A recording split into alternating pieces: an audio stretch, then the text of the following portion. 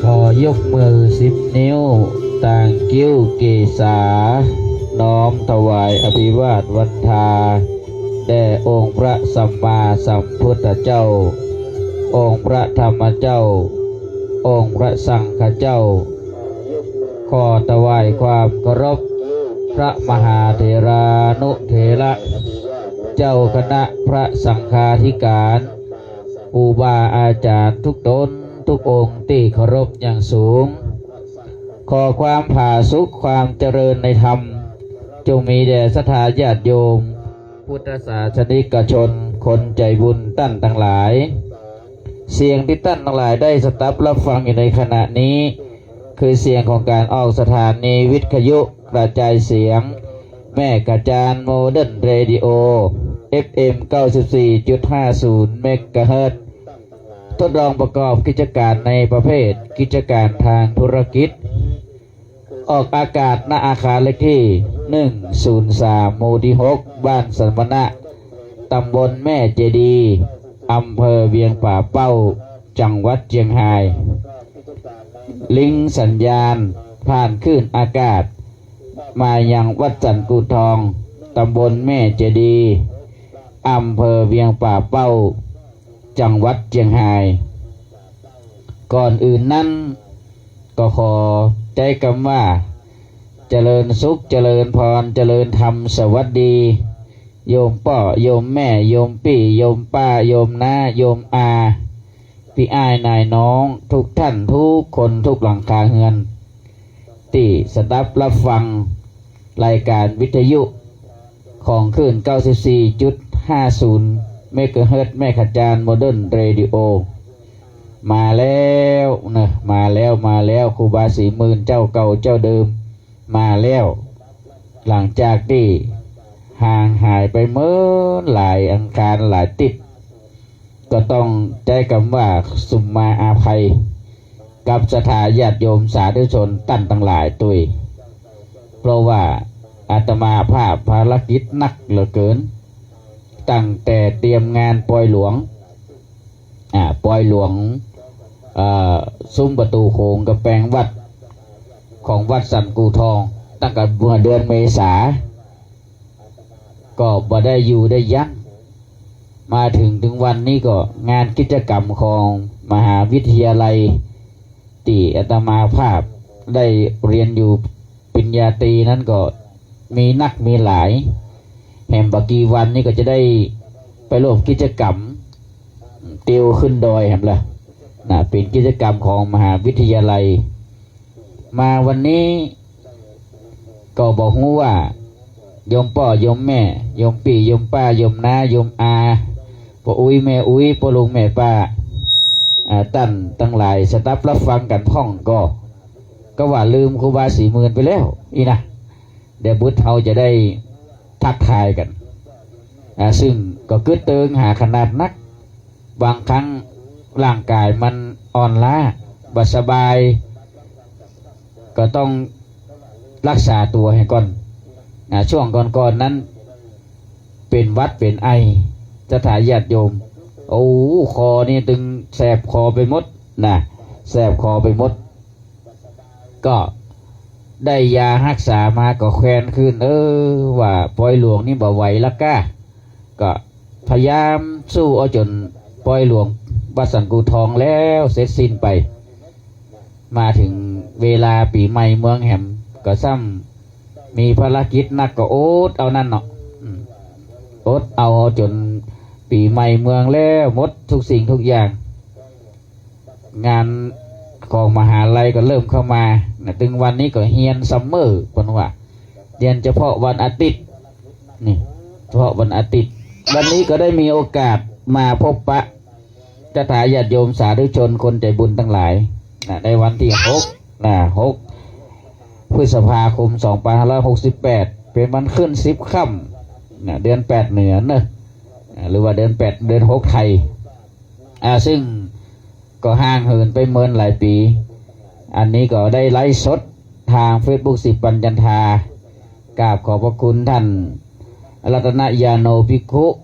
หรือว่าท่าน พระอาจารย์พบบุญนะวัดมงคลเบียงมนมงคลพัฒนารามเข้าดูเข้าชมทางเฟซบุ๊กไลฟ์โยมแม่ประพันธ์แก้วบ่าวพองพันธ์แก้วประภาโยมแม่อุ้ยน้องเกอร์โยมปี่บัวตองนะโอ้อันนี้ก็อยู่ตังอำเภอจูนเหมือนเธออยู่จังคำมันนะก็อนุโมทนามาแล้วเจ้านะวันนี้ ก็จะได้อู้จ่าครับศรัทธาญาติโยมกันหลายอยู่เพราะว่าวันนี้เนี่ยตนตัวธรรมาภาพก็ได้นำเอาธรรมมาเตะเลยเนี่ยนะทำชื่อว่าทำจ้างเจ็ดหัวบัวปันกาบนะก็จะบดกันก็จะมีอยู่เก้าผูกซึ่งก็คิดว่าศรัทธาญาติโยมตั้งหลายก็คงจะได้สดับรับฟังกันไปพ้องแล้วแต่ก่อนที่จะเขาจะได้สดับรับฟังพระธรรมเทศนานั้นศรัทธาญาติโยมทั้งหลายวัฒนธรรมบุญประเพณีของเขาเนี่ยโดยเฉพาะเมืองเหนือล้านนาของเขาเนี่ยเป็นบุญประเพณีที่เล่าขานสืบกันมายาวนานปีใหม่เมืองเขาผ่านไปเนี่ยตั้งอาตมาภาพหรือว่าตั้งจังหวัดเชียงรายเพิ่นก็ยึดถือเอาวัน13 14 15 16เพิ่นบ่ได้ยึดถือเอาตามปฏิทินเพราะว่ารักษาหีดหอยแบบเบาโบราณบักเก่าไว้13สังขารล่อง14วันเนา15วันพยาวัน16วันปากปีก็ทรงเคราะห์บ้านอย่างอีเป็นต้นก็เสร็จสิ้นกันโบรมวลแต่บางสถานที่บางวัดบางวาบางอำเภอบางจังหวัดบางจังหวัดเพิ่นก็ยืดเอาตามปฏิทินนะอันนี้ก็อยู่ที่เพิ่นจะจัดการบริหารกันจังใดแล้วบางที่บางสถานที่ก็การแห่ไม้กำสลีเพิ่นก็ยึดเป็นวัฒนธรรมประเพณีอันยิ่งใหญ่โดยเฉพาะอำเภอจอมทองจังหวัดเชียงใหม่อันนี้ก็เป็นที่ประวัติการหรือว่าเล่าขานนานกันมาว่าบ่มีจังหวัดไหนละก้านะที่เพิ่นได้จัดได้ยิ่งใหญ่นะคือวัดพระธาตุจอมทองอำเภอจอมทองจังหวัดเชียงใหม่เป็นพระอารามหลวงก็ทำสืบกันมาแล้วก็เล่าขานตำนานประเพณีไม้กำสลีนะไม้กำสลีเนี่ยก็เขาจะหันได้ว่าถ้าทาญาติโยมพอถึงวันเดือนจีปีใหม่เนี่ยเพิ่นก็จะตามไม้กำสลีกันนะก็เพื่อที่จะเป็นเสาหลักกำจูพระศาสนานะกำชีวิตเราได้อยู่ยืนนานนะซึ่งเฮาตั้งทั้งหลายเฮาดูเครื่องสืบชะตาจะหันไม่งามบางสถานที่ก็3งามบางสถานที่บางที่ก็4งามนะกำไว้บ่คือมันก้นบ่คือมันใบบ่คือมันคนเหมือนกำพุทธศาสนาเนี่ยบ่คือมันสั่นมันคนศรัทธานาบุญญาติโยมสาธุชนคนเข้าวัดเพิ่นก็ดูแลวัดวาอารามช่วยกันส่งเสริมช่วยกันจัดแจงสิ่งที่มันบ่ดีมันงามก็ให้มันดีมันงามอย่างเช่นโบราณสถานหรือว่าสถานที่ต่างๆบ่ว่าจะเป็นวิหารกุฏิศาลาบาทศาลาการประเรียนโบสถก็ช่วยกันบูรณะปฏิสังขรณ์อย่างที่ผ่านมานี้ก็ได้มีเศรษฐีผู้ใจบุญนายทุนผู้ใจดีได้มาสร้างซุ้มประตูโค้งถวายวัดสันกูทองล้านกว่าบาทและพี่น้องบ้านกูทองเนี่ยเป็นสถาวัดสันกูทองวัดอาตมาภาพเนี่ยก็ได้ร่วมอกร่วมใจกันเป็นเจ้าภาพกำแพง1ด้านแล้วก็ร่วมกันพร้อมเพรียงกันจัดงานปล่อยหลวงกันขึ้นมาก็เสร็จสิ้นบรมวลอันนี้ก็ต้องขอบคุณอนุโมทนาสาธุกับครูบาอาจารย์ทุกวัดทุกวาที่ได้นำหัววัดนำไตรยตานมาร่วมตานกินตานกับวัดเก้ากับผมครูบา40,000ที่ได้ออกดีกาไปก็คือเป็นบุญเป็นกุศลกำจูอุดหนุนวัดวาอารามของพระคุณเจ้าตันทั้งหลายและสถานญาติโยมทั้งหลายให้ได้การกรุงรุ่งเรืองให้มีความเจริญรุ่งเรืองไปหน้าอันนี้ก็ต้องขอบคุณสาธุรวมทั้งสถานญาติโยมสาธุชนโดยแล้วก็อาหารโรงทานก็หนักหนาป่าปัง เนี่ยงานก็ดำเนินการไปจนเสร็จสิ้นโต๊ะแข่งวันที่12นะงานแล้ววันที่11วันที่11ก็ยกชัดขึ้นบนซุ้มประตูโค้งกับยกพระเจ้าวันที่12ก็ใกล้เริ่มเข้าปีใหม่เมืองละ13 14 15ก็ลวดปีใหม่เมืองจนแล้วเสร็จสิ้นมาจนณปัจจุบันวันนี้ก็ต้องอนุโมทนาสาธุบุญกับทุกท่านทุกตนทุกองค์ทุกวัดทุกว่าที่มาร่วมกินร่วมทานหากแม้นว่าพระครูบาอาจารย์วัดไหนมีการมีงานก็กล่าวบอกกันมาเนาะกล่าวกับผมอาตมาภาพก็จะไปร่วมกินร่วมทานอันนี้เป็นต้นฉะนั้นพระพุทธศาสนาของเราเจริญรุ่งเรืองมาก็ด้วยพระบุญพระพุทธบารมีขององค์พระสัมมาสัมพุทธเจ้าที่เราได้มีความศรัทธาเคารพนับถือและเป็นศาสดาของพุทธศาสนาเราซึ่งองค์พระสัมมาสัมพุทธเจ้าพระองค์นั้นได้สั่งสมบารมีมา4 อสงไขยกับ100,000 มหากัปศรัทธาญาติโยมจะได้ยินตุเจ้าเนาะหรือว่าครูบาอาจารย์เจ้าอาวาสก็ดีนักจัดรายการนักจัดวิทยุก็ดีหรือสื่อต่างๆจะได้ยินคำว่า4 อสงไขยกับ100,000 มหากัปความยาวนานมอกใดกว่าพระโพธิสัตว์ตนหนึ่งจะลงมาจุติแล้วก็เกิดเป็นพระพุทธเจ้าขึ้นมาเนี่ยคำว่าอสงไขยศรัทธาญาติโยมทั้งหลายก็หมายถึงการนับจำนวนของมหากัปว่าเป็นอสงไขยอสงไขยนั้นคือระยะเวลาที่ยาวนานจนบ่อาจคำนวณได้เพิ่นกล่าวได้อุปมาอุปไมยว่าประมาณ1 เม็ดฝนที่ประมาณเม็ดฝนที่ตกหาใหญ่ตกหาใหญ่ในทางนี้คือตกทั้งวันทั้งคืนยาวนานเป็นเวลาถึง3 ปีเม็ดฝนที่ตกมานั้นบ่เคยได้ขาดสักเม็ดเลยในระยะเวลา3 ปีบ่ได้ขาดเลยบ่ได้ขาดสายเลยฉะนั้นในพระพุทธศาสนาก็จึงใช้คำว่าพระโพธิสัตว์เนี่ยได้สั่งสมพุทธบารมีมาเนี่ยเพื่อจะมาเป็นพระเจ้าเนี่ยศรัทธาญาติโยมหลายยาวนานมาก4 อสงไขยกับ100,000 มหากัปศรัทธาญาติโยมลองคิดว่าวัดวาอารามที่ได้เป็นวัดวาปีพระสงฆ์องค์ข้าเจ้าพระสงฆ์องค์เนนอยู่เนี่ยกว่าจะได้มาเป็นวัดได้เนี่ยก็ด้วยแรงจิตแรงศรัทธาของศรัทธาญาติโยมทั้งหลายได้ร่วมกันก่อสร้างห้างแปลงวัดบริจาคปัจจัยคนเล็กคนน้อยบางคนบ่มีหน้าก็เอาแหงเขาช่วยนะอันเนี้ยก็เป็นวัดเป็นวาอารามมาแล้วก็จะได้จัดสถานที่ต่างๆให้เป็นสัดเป็นส่วนฉะนั้นเฮาท่านทั้งหลายเกิดมาในบวรพุทธศาสนานับถือศาสนาพุทธเฮาก็ต้องอยู่ในวิถีของพุทธเฮาจะหันได้ทุกวันเนี่ยข่าวที่ก่อนถาโถมเข้ามาในพุทธศาสนามีลัทธินั่นเกิดขึ้นมีคนบิดเบือนคำสอนอย่างอันอย่างทกเถียงกันเป็นบ่ฮู้จักจบจักสิ้นถึงวันนี้ก็ยังมีอยู่แล้วก็ข่าวของพระสงฆ์องค์ข้าเจ้าอาตมาภาพก็ขอบิณฑบาตว่าให้เป็นรายบุคคลอย่าเอาไปเหมารวมบทบ่อันศาสนาเฮาจะมัวหมองนะศาสนาเฮาจะมัวหมองพระเจ้าเพิ่นบอกว่าในชีวิตเฮาเนี่ยร่างกายชีวิตถ้ามีเนื้อร้ายก็ต้องตัดทิ้งเหียตัดออกเหียรักษาส่วนที่ดีไว้ดีกว่าก็เหมือนกันของศรัทธาญาติโยมทั้งหลายเวลาดูข่าวเสพข่าวหันข่าวของตุพระเนี่ยก็พิจารณาเป็นสัดเป็นส่วนไปเรื่องมันเกิดขึ้นเราก็ต้องระมัดระวังสอดส่องดูแลเป็นหูเป็นตาเป็นสิ่งที่ดีฉะนั้น4 อสงไขยกับ100,000 มหากัปองค์พระสัมมาสัมพุทธเจ้าแต่ก่อนนั้นเป็นพระโพธิสัตว์บำเพ็ญเพียรมาเนี่ย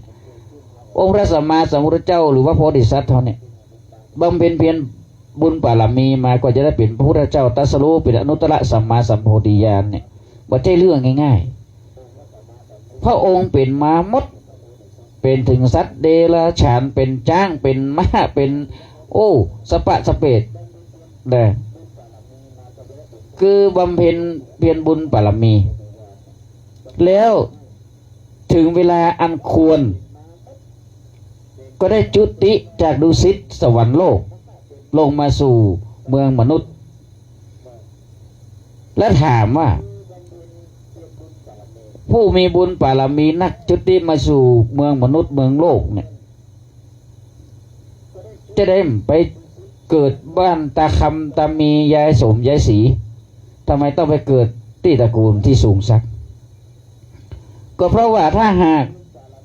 พระพุทธองค์เกิดในตระกูลชั้นต่ำหรือว่ายากจนเนี่ยก็จะไม่มีใครเชื่อถือนับถือได้แต่ในธรรมที่เขาเทศเป็นธรรมเรื่องในข้าวภาษาก็ดีเนี่ยอันนั้นน่ะจะเป็นการเล่าขานตั้งแต่อดีตชาติหลายภพหลายชาติของพระองค์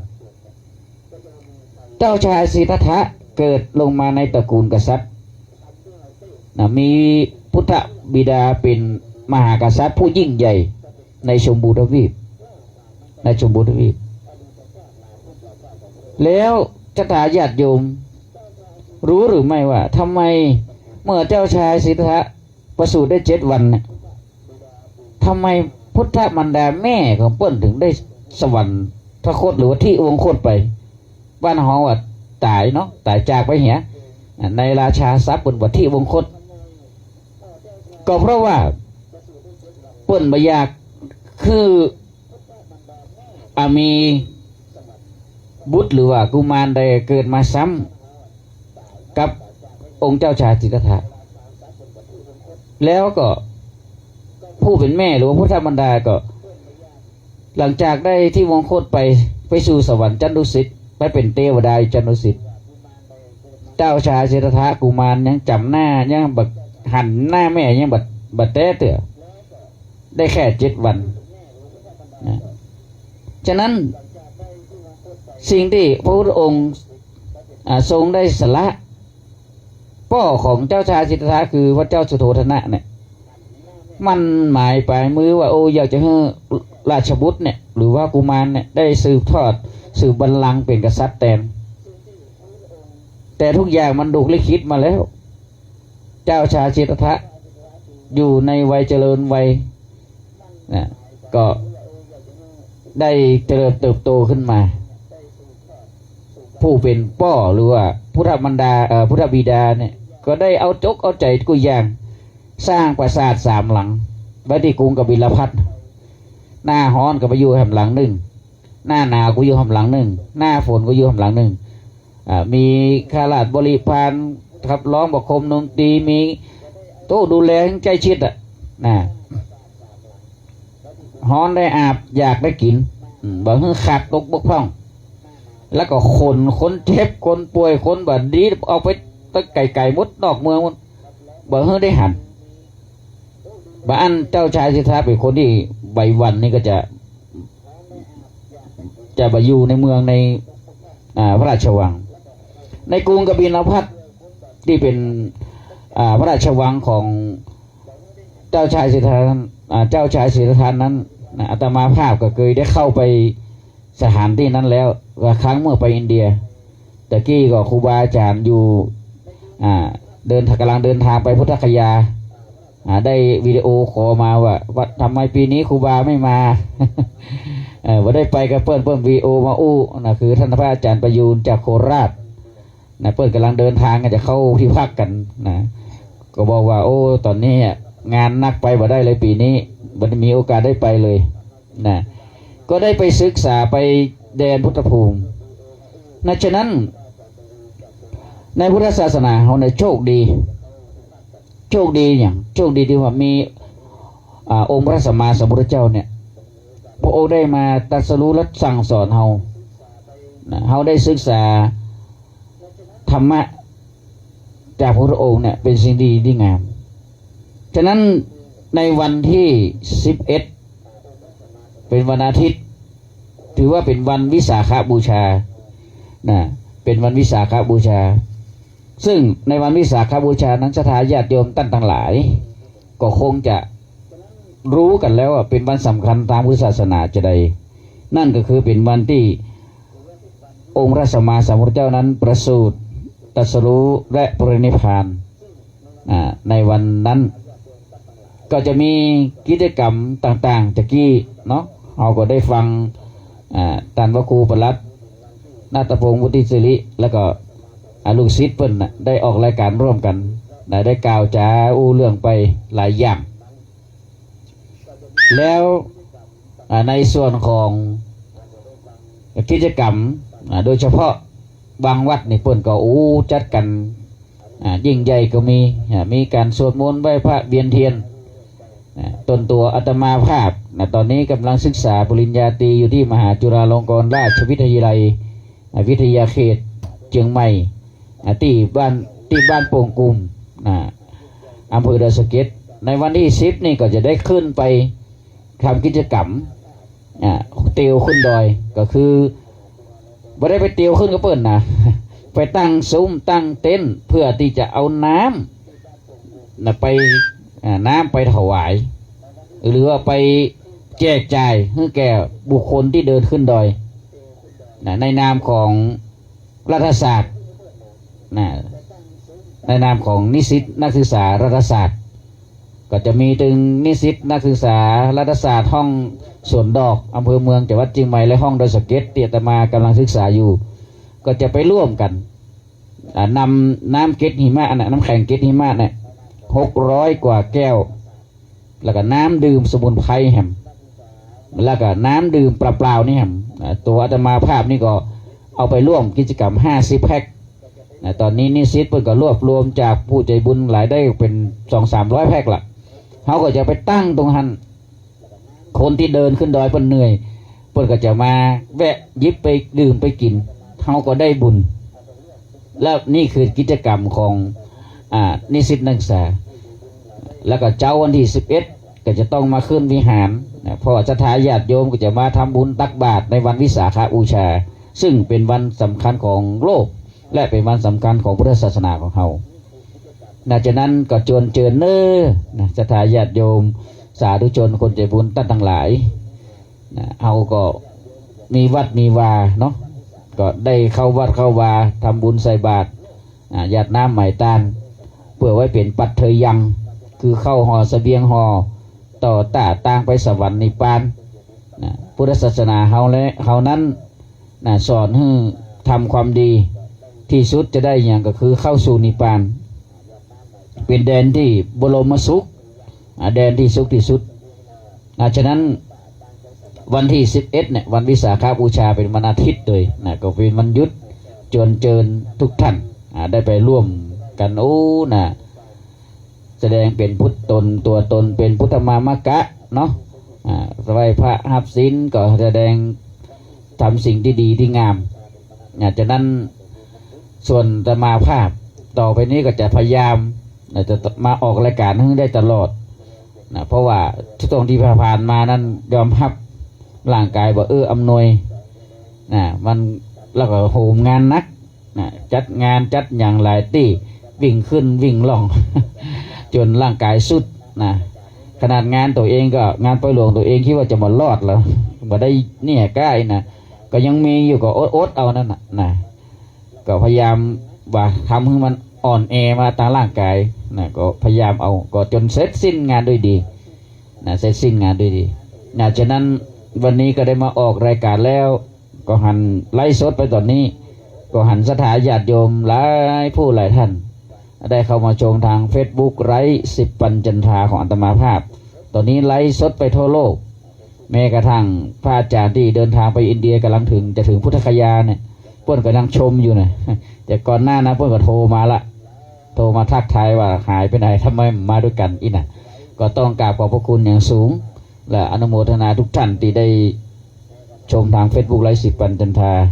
ท่านชมแล้วท่านเข้ามาดูแล้วก็คอมเมนต์ได้ติเตียนได้ว่ามันเป็นจะได้ที่คือข้อชี้แนะอาตมาภาพได้ อาตมาภาพก็จะนำไปปรับปรุงนะไปแก้ไขนะส่วนวิทยุแถมบึดเนอะ3:30ก็ก้อยมาทักทายสายหน้าไมค์กันหรือสถาญาติโยมจะทักทายสายหน้าไมค์ก็ได้นะแต่วันนี้ก็เข้าใจว่ามือถือหรือว่าห้องอย่างเบอร์สถานีของอาตมาภาพคงจะบรรลุนะ คงจะบรรลุนะบรรลุแหกก็อีน่ะตอนนี้นะเวลา20:37ศรัทธาญาติโยมท่านทั้งหลายก็ต้องอาตมาภาพก็ต้องขออนุโมทนาสาธุกับญาติโยมตีร่วมทำบุญมาเนาะ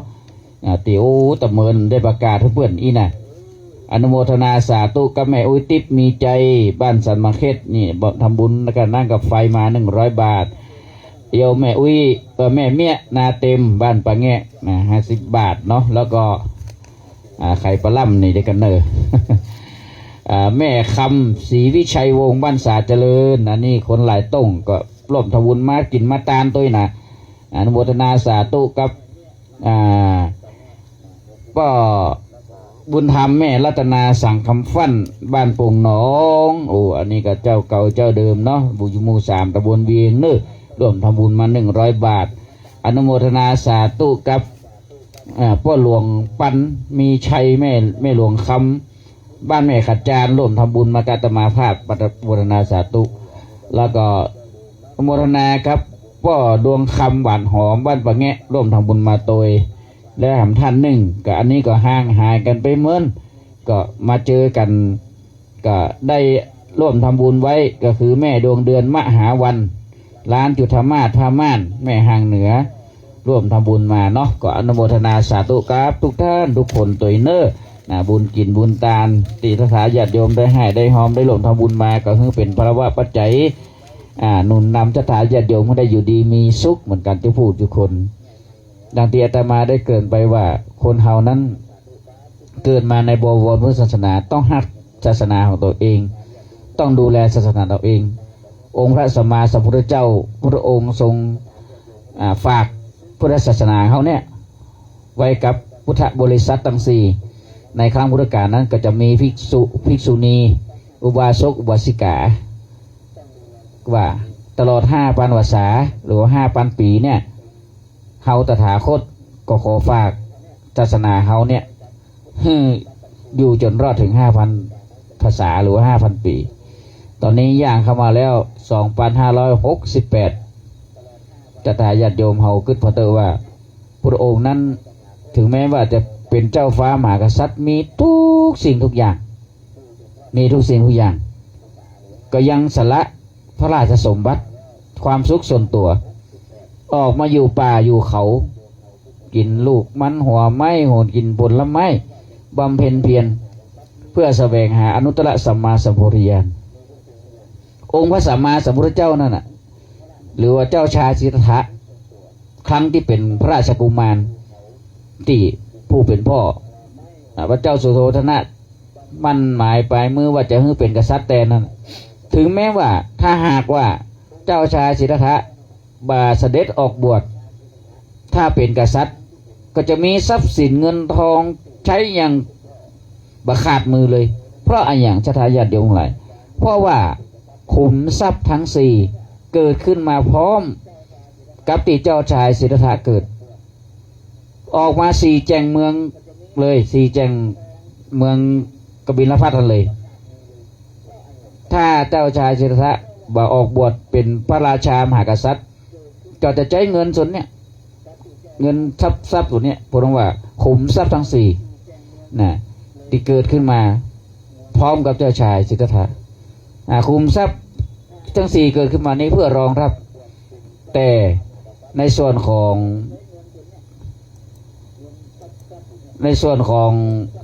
เจ้าชายสิทธัตถะเองซึ่ง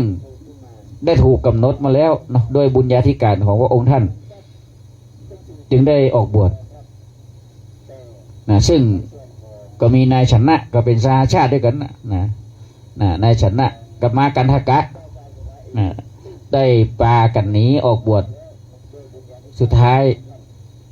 ผู้เป็นพระบิดาก็บอกว่าจะแยะใดก็ต้องปล่อยเลยตามเลย และแล้วพระพุทธองค์ก็ตรัสรู้ในวันเพ็ญวิสาขะนี่แหละนะวันที่11ที่จะถึงเนี่ยตรัสรู้อนุตตรสัมมาสัมโพธิญาณเป็นพระพุทธเจ้าแล้วนำหลักธรรมคำสอนเนี่ยมาสั่งสอนเฮาตั้งหลายเนี่ยสถาญาติโยมทั้งหลายก็ดูเถอะนะว่าพระองค์นั้นมีพระมหากรุณาธิคุณกับหมู่เฮาชาวพุทธมากมายทั่วโลกทั่วจักรวาลก็ว่าได้ก็เฮาถึงกราบพระพุทธรูปเนี่ยได้สนิทใจเป็นองค์แทนพระพุทธองค์นะเป็นองค์แทนพระองค์นะฉะนั้นก็ขอสถาญาติโยมทั้งหลายตั้งมั่นในบวรพุทธศาสนาช่วยกันดูแลเป็นหูเป็นตาเอื้อฮือตั้งวัดตั้งวาพ้องดูแลพระคุณเจ้าที่ปฏิอยู่วัดอยู่วาบางครั้งนะถ้าว่ามีตู้เจ้า บ้านเราห้องตู้เจ้าเนาะถ้ามีตู้เจ้าอันยังมันก็บ่ใครสำเร็จดีนะเพราะเขาเกิดมาในพุทธศาสนาเนี่ยก็ต้องดูแลอุปถากอุปถัมภ์เปิ้นบรรนักก็น้อยวัดวาอารามก็ต้องด้วยกันส่งเสริมพนุบำรุงอันใดที่มันรู้มันนี่ไปก็มาด้วยกันบูรณะซ่อมแซมอย่างอีกเป็นต้นบางวัดบางวาเนี่ยอายุได้เป็น100 กว่าปีอย่างวัดสันกุทองวัดตมาภาพเนี่ยถ้าสถาญาติโยมเราเอา2,168ไปลบ2429เนี่ยมันจะได้อยู่ประมาณ136 ปีอายุของวัดสันกุทองนี่นะก็บางวัดบางวาก็อายุเป็นร้อยปีอย่างกรุงสมัยอยุธยาก็ดีกรุงรัตนกรุงธนบุรีก็ดีอย่างเนี้ยกรุงสุโขทัยอย่างต้องสุโขทัยดังกรุงอย่างเนี้ยเนาะอายุวัดวาอารามก็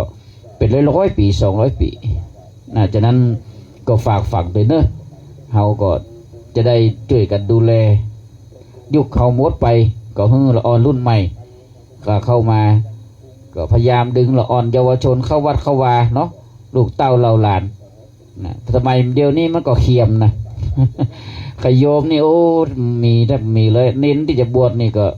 ค่อนข้างจะยากนะในอำเภอเวียงเอาเป้าเฮานี่ก็มีสถานศึกษาโรงเรียนปริยัติธรรมศึกษาเนี่ยเนาะก็มีที่วัดหนองบัวพิทยาและวัดปางงิ้วปริยัติศึกษาซึ่งอาตมาภาพก็เป็นครูสอนที่วัดปางงิ้วเหมือนกันนะสอนแผนกธรรมโดยครูสอนศีลธรรมโดยช่วยตั้งพระท่านผอ.บนตัวหลายอย่างก็ลูกหลานท่านใดที่จบป .6 จะไปเรียนศึกษาที่ไหนก็แจ้งความจำนงได้ในที่ผ่านมานี่ก็มีการบวชภาคฤดูร้อนนะก็พอได้พระได้เนนบวชสาว30 ไปแต่ซิกก็มีพ่อเฮียนจบเตื้อบางตนบัดซิกก็เฮียนต่อม.1 นะตีในโรงเรียนนั้นเลยอย่างวัดปางงิ้วก็ดีวัดโรงเรียนวัดหนองบัวที่บ้านสันกูเก่าเนี่ยนะก็จะเป็นการดีอยู่ในอุปถากอุปถัมภ์ขององค์สมเด็จพระเทพนะองค์สมเด็จพระเทพก็ศึกษาตั้งในเนี่ยมันไม่ได้สิ้นเปลืองอย่างมันมีอย่างที่รองรับได้หลายอย่างนะถ้าไปทางนอกก็ได้ถ้าเขามีกำลังก็จะเหนื่อยถ้าเรียนทางนอกเนาะเรียนโรงเรียนของคนบ้านเนี่ยก็จะเหนื่อยน้อยอิดน้อยแต่เป็นตั้งตู้พระเนนเนี่ยก็บ่ค่อยลำบากเท่าใดแต่ก็เห็นเหมือนกันมีวุฒิการศึกษาบนรองรับหมดบ่ต้องกลัวลูกเต้าเราหลานท่านใดอยากจะไปศึกษาบวชเฮียนเพราะว่าบวชเฮียนนั่นแหละก็จะเป็นการดีก็เป็นการดีแล้วก็เป็นการสืบทอดอายุพุทธศาสนาด้วยเพราะว่าเราก็ต้องอาศัยหน่อเนื้อของพุทธศาสนาเขาเนี่ยได้ดูแลพุทธศาสนาซึ่งเป็นหลักสำคัญเป็นกำลังสำคัญของพุทธศาสนาเขาบางผู้บางท่านบางตนบวชก็ขอบวชสักเดือน2 เดือนเรือบวชเฮียนไปก่อนหรือว่าบัดยังบัดจบป .6 เตื้อบวชแล้วก็ซิกแล้วกับปีหน้าจบป .6 ก็มาเฮียนมาบวชใหม่ได้อยู่สมัยนี้บวชง่ายคนมีเจ้าภาพหมดสถาญาติโยมมีเจ้าภาพพาไตรมีอย่างเฮือมดเราบ่ต้องไปพ่อแม่บ่ต้องไปเดือดร้อนอย่างนักหนาบ่ต้องเดือดร้อนอย่างนักหนาอย่างด้านยุคสมัยอาตมาภาพนี่เป็นขโยมนี่นะโอ้จะต้องหาสตางค์บวชลูกนี่เป็นขโยมหูกี่ปีก็จะได้บวชนี่ต้องไปสอบสามเณรสิกขา สอบซ้อมและสอบเตะสอบบ่ได้เพิ่นก็บ่ให้บวชบางผู้บางคนก็เป็นขยมหาดก็มีก็คืออยู่วัดบ่รอดบ่ได้บวชบ่มีบุญได้บวชอีน่ะอันเนี้ยแต่สมัยก่อนนี่เรื่องบวชเนี่ยโอ้มันต้องเป็นเรื่องยากมากพ่อแม่ต้องเสาะสตางค์ก็อย่างแต่บวชลูกสมัยเดียวนี่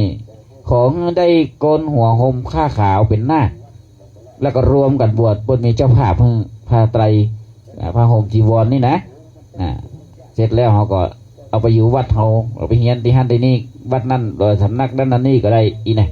อันนี้ก็เป็นเรื่องที่น่าสนใจเนอะท่านใดที่อยากจะให้ลูกเต้าเราหลานมีวิชาความรู้แล้วก็บ่ได้สิ้นเปลืองอย่างนักหนาโวแทบจะไม่ได้เสี่ยงสักอย่างนะก็ลองพิจารณาดูเนาะดีกว่าละอ่อนไปอยู่ตั้งนอกก็คำว่าถ้าเรียนศึกษาไฟเฮียนมันก็ดีนะตั้งนอกจะว่าบนบดีนะแต่ยุคสมัยเดียวนี้มันก็เป็นหลายๆอย่างเนาะเรื่องของอบายมุขต่างๆนะถ้าเรียนในวัดในวามีอยู่ตัวเจ้าอาวาสอยู่ในความควบคุมของครูบาอาจารย์ก็จะเป็นการเรียนดีบางผู้บางตนนี่เน้นบางตนได้ทุนเล่าเรียนของสมเด็จพระเทพด้วยนะเข้าไปรับในพระราชวังมันบางคนก็เรียนดีเด่นได้ทุนการศึกษาไปศึกษาต่อระดับปริญญาก็มีอันนี้ก็อยู่ที่รอนลูกหลานเขาแล้วพ่อแม่เขาจะส่งเสริมพ่อกับแม่กับอุ้ยกับปู่ก็ส่งเสริมไปเขาก็จะได้ดีไปภายภาคหน้าคนที่ได้บวชเฮียนมาได้เป็นนายอำเภอเป็นปลัดเป็นอย่างก็มีจัดนักนะอันนี้ก็ขอฝากฝังด้วยเนอะเอาละเดี๋ยวจะได้เต้ทำเนาะผูกแรกในค่ำคืนนี้จ้าง7 หัวบัวปันกาบโอ้อันนี้ก็แต่พันนาถึงเรื่องอย่างก็ศรัทธาญาติโยมก็ลองพิจารณาดูเนอะฟังดูว่าจ้าง7 หัวบัวปันกาบบอกครั้งหนึ่งที่พุทธเจ้าหรือเจ้าชายสิทธัตถะเนี่ยจะจุติมาสู่พระคันมารดาบ้านเขาก็จะเข้ามาอยู่ท้องแม่เนี่ยพระนางประชาวดีโคตมีเนี่ยนะว่าเจริญพระนางสิริมหามายาพระนางประชาวดีที่เป็นพระนางพระนางสิริมหามายาก็ทรงพระคันแล้วก็ฝันนอพระองค์ทรงบรรทมหรือรับอยู่เนี่ยฝันว่ามีช้างเผือกเชือกหนึ่งพญาช้างเผือกโอ้ตัวใหญ่งามได้เอางวงเนี่ยปันดอกบัวแล้วก็เดินลงมาประทักษิณคือเตียวรอบที่พระนางนอนอยู่นั่นบรรทมหรือว่านอนอยู่นั่นน่ะเสร็จแล้วก็หายแวบเข้ามาในพระอุทธรหรือต้องโอ้เป็นนิมิตหมายอันดีก็จึงได้เกิดเป็นเจ้าชายสิทธัตถะขึ้นมา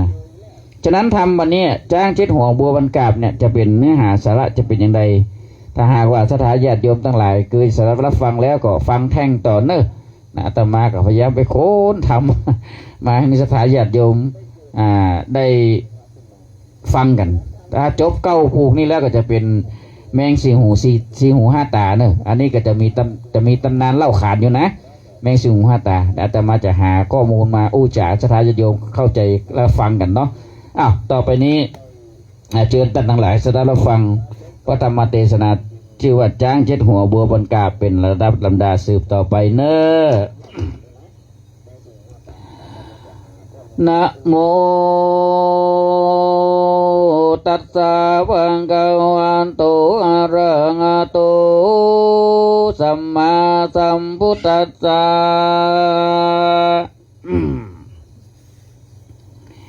เอกัสสมิงกิลันสัมมาเยสัตตาสาวัตติยังวิหารันโตเจตาวานิอนาตาปินดิกัสสะอาลาเมเทวทัตตังอาลาปะอิมังชาตกังกะเทสิติสันตะวนดูลานตัมปุริสัตตั้งหลายตั้งยิ่งใจน้อยใหญ่ผู้มักไฟใจไม่เคยปั่นพายไปรอดเว เพียงแก้วยอดเนรปานศรัทธาหานยังเชื่อใจไฟเอื้อต่างบุญตาหนุนเข้าน้ำวัตถุพร่ำตามมีสิ้นดวงดีงาแปดใดกดแขวดกับตัวบ่เมามัวประมาทมาสันนิบาตฟังธรรมจุงดาจำแต่เก้าตลาบต่อเต้าเติงไปบัดนี้เดดเตอเอกาสมิงกีลาสมัยยังมีกาละสมัยะคาบหนึ่งไสนาพระติไวสัพปัญโยตนเป็นกูนั่งเก่านานยังไปเข้าเนรปานพงสำลานยังจอดอยู่ในยอดอารามอันรุ่งเรืองงามใหญ่กว้างมีชื่ออ้างว่าเชตวันนาคนใดหันใจชื่นตุกปันหมื่นไอนีอันนาเศรษฐีผู้ใหญ่มีชื่อไว้ว่าอนาถบินทิกะมหาเศรษฐีสละสัพนาสินนามีนักโสด54 โกฏเป็นหมายแล้วก็สร้างถวายย้อนยืนด้วยใจชื่นเจยบานแก่พระชินนมานปิ่นเก่ากับตังเจ้าภิกขุทรงอยู่นอกโขงเมืองกว้างมีชื่ออ้างว่าสาวัตถิญะทาและมียามในดังอ่านตถาในกาลยามนั้นเล่าอันว่าเจ้าภิกขุทั้งหลายอันนั่งยายมวลหมู่พร้อมนาอยู่โรงดำก็จะกำเป็นเหตุจักพระเจ้าเทศนาว่าอาวุโสตั้นตังดูกราตั้นตังหลายหนุ่มดาวอันว่าพระพุทธเจ้าเฮารามีเมตตาแผ่ไว้บ่เว้นไว้คนใดตั้งที่ไกลและไกลถึงโดยไล่ตาลุนตั้งเตวตัดตนใจยาปองขนาบราวีพระมุนีนาตนยศโยดก็ยังโปรดสอนทำโจรใจดำฮึกอย่าบอกกลัวบาปนาจอจุนจูนาถือธนูนาไม้พกอยู่ไกลกองตางปืนปิดตังวังแต่ยกแล้วยกไว้รอลากันว่าพระพุทธามาหลอดได้เฮาได้ต่อตาอันจุงปากันพร้อมไกวยิงธนูใส่บัดเดียวแล้วก็รีบเลี้ยวเล่นกว่าเข้าสู่ป่าแดนไก่โจรจังไรนะบาปใบอนัตไว้เป็นหมายกันพระบุญภายมารอดเขาได้ต่อตาหันนาลวดปากันเข้าไว้นบน้อมไว้ขอสุมาว่าขอคุณนาภายโพดพ้นโทษอบายผู้กาตั้งหลายมวลหมู่บอกกึดหูอันคุณใจตาลุนหยาบจ้านาหมายจักขาพระองค์คำเนี่ยตามกำขนาบแห่งเตวตัดหยาบใจหานพระชินมานฟังแล้วก็ไข่กักอูบแก้วเตสนาโจรปาลาฟังแล้วใจปองแป้วเลือไหลยกมือตะวายกุมเกาขอบวชเล่าบัดเดียวพระก็เลี้ยวปงขาดอนุญาตจุประการตั้งองคุลิมานาโจรใหญ่ถือดาบไล่จอมหลังนาโยนใจวังฟันฟาดชีวิตขาดเสียโตโอนพระตศพลที่ไว้ก็โปรดไว้สันเดียวรีบเลี้ยวได้บวชและหลวดปั้มเป่งทามบ่เมินนำนาบ่เมินนำมาสักยากก็ตัดขาดตัณหาเป็นอรหันตาวิเศษเข้าสู่เขตเนรปานพระชินนมานโพดแผ่บ่เว้นแวคนใดควรอัศจรรย์ใจบ่น้อยคุณประโยชน์ช่วยเงาลาคนนาน้อยใหญ่กันว่าได้ฟังธรรมย่อมยอมือต่ำต่างเก้ายอคุณพระเจ้าจุคนโคน ส่วนเทวตัดตนใจหยาบบ่หูบาปและบุญบ่หูกุลและโทษนะแม่นนะพระโพธิสอนใครก็ยังมีใจ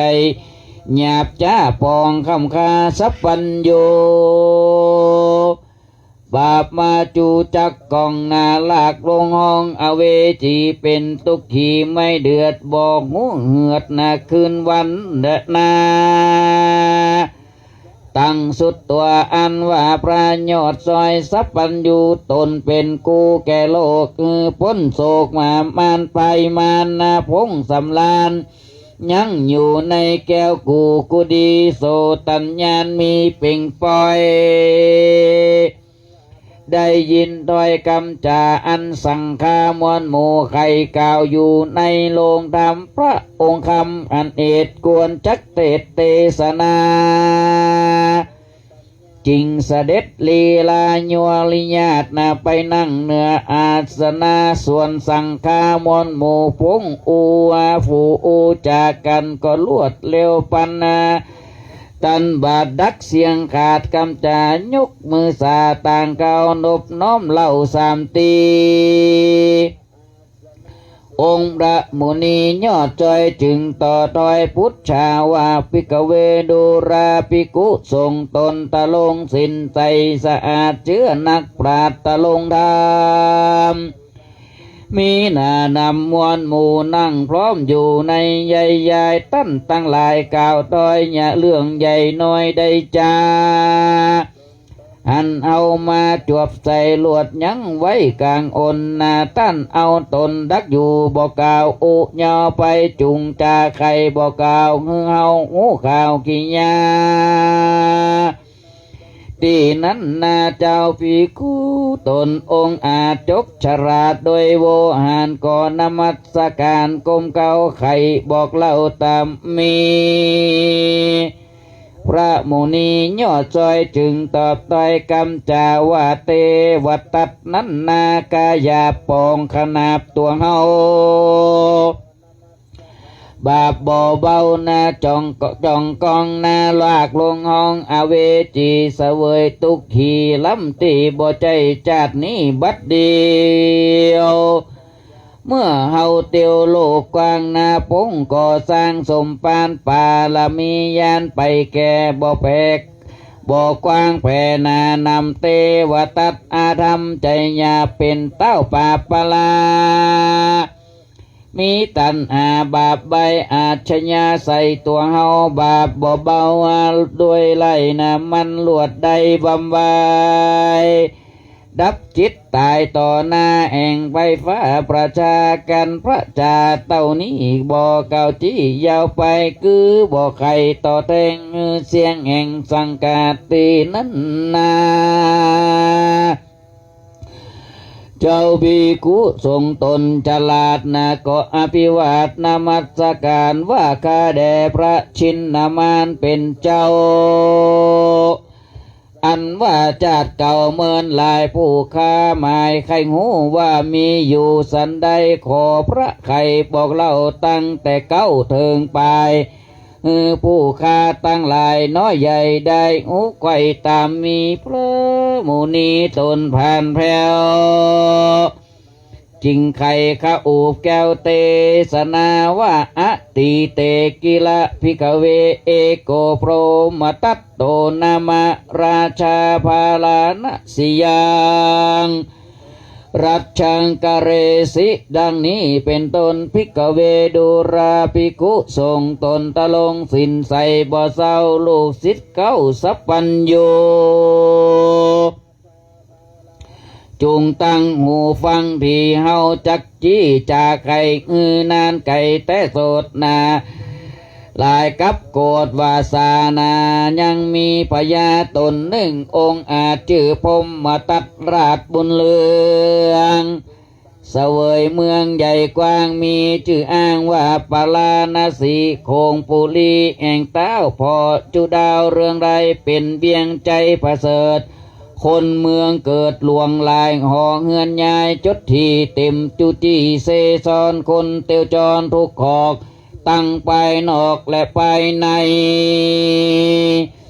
ตั้งคนไก่และไก่นาดูตั้งใดขายของนาสะเป้าน้องเต็มตานาของเครื่องก้ามีลายตำมาวางยายกองกาดบอกหูขาดเป็นอนิจจการคนสุกบานตุกขอกตั้งบ้านนอกในเมืองไปบอกเครื่องเอาไม่สุขใจไกวยิ่งใจผู้คนบุญหลายมากเดาได้เป็นเจ้าเศรษฐีศรัทธามีจมจืนหุ่มยกยืนยอตานนาจุมคนผ่านยากไล่แอวคอได้ตึงวันเสียงเนืองนั้นมีกองแห่ปาดเปียงกองโมรีมหรสพมีบ่พรไข่จุบอนอนาก็มีกันเล็ดนาโสราชาส่วนว่าปัญญานั้นเหล่านาบุญเก่ามีลายบ่อคงควายสร้างก่อสืบติดต่อยาวไปเต้ามีใจชื่นสูด้วยกับหมู่นาลีสังขยามีหลายหลาก16,000 นางหากเป็นไม้มายังยายแวดเฝ้าทุกคำเจ้าคืนวันพ้องปากันบีบน่วงตีเจ็บปวดกายาพ้องเอาวีมาปัดกวาดนาพ้องฉลาดลำนามขับละบำบาดตอยฟังจื่นจ้อยวอยใหญ่นาป้าเพื่อป้า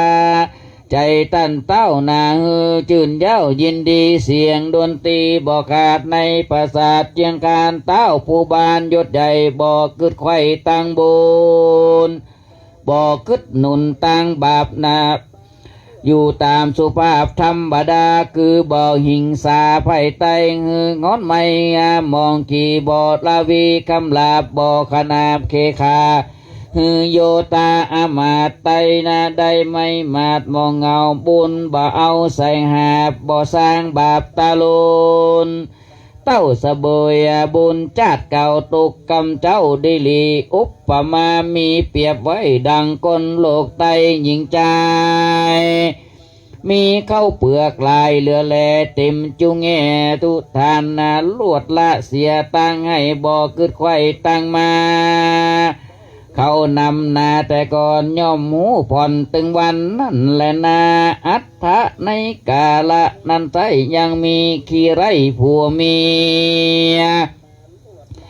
ละหนีเสียพี่น้องจากด่างอ่องเวียงใจไปอาสไลสร้างอยู่แปลงตูบอยู่มุงคาตามเสาะมาหาได้ในนาบ้านใหญ่ปัญจตะตัวปัญจันตะทุคามคนตั้งหลายลามสะโซนาตั้งเฮือนอยู่ใหญ่ใหญ่ป้องเก็นใจกันอยากตกลำบากเครื่องกี่ป้องเป็นดีกว่าโมตั้งเฮือนอยู่จอมกันนาคนมีปันยกยืนด้วยใจชื่นจอยบานจุมคนผ่านนั้นแล้วช่วยตำเข้าลัวช่วยเลี้ยงงัวเลี้ยงม้ามีพร้อมนาส่วนสองขาขี้ไล่ไปอยู่ไม่จอมเขาบ่มองเงาต่ำก้อยแปลงใจจื่นจ้อยจอมกันนากันตะวันลุงเจ้าเมียดาห่อเข้าผู้ยาใส่ธงปลาไว้ทาผัวสะปายกว่าภายพันเข้าดงตันน้อมมวยหาโยกกล้วยปีตองกับตั้งของในป่าคือพักปุญญาพักนามพักกูดงามโป่งไม่มีพร้อมไข่ลายอานกันตาวันคำลาจริงวายนาคืนมาส่วนภริยานั้นเล่ากันผัวเจ้าเข้าดงตันก็ภายพันกาภาคออกไปจากเมืองตนนาดออกเตียวโอนสะไซตามบ้านไก่และไก่ไข่กำไปกล่าวอ้างของหับจางกระทำการนาได้เข้าสารปูมากนาตามเขาหากจักปั่นกันตาวันบ่ายจ้อยจริงปอกมาไว้คืนมาเอาของนาป่าไม้อันผัวได้มาลายไปวางขายในกาดขายเสียงขาดตึงวันต่างปากันโซไทยหาเลี้ยงใส่ตามผ่านเว้นจากการฮึกหยาบบ่เงียบาปจังไร ต่างอดใจก่อสร้างบ่กึดอ้างมองกีดเถิงบ่มีลายหลากใจนั้นหากใจบานต่างจาวานตานถอยนะจา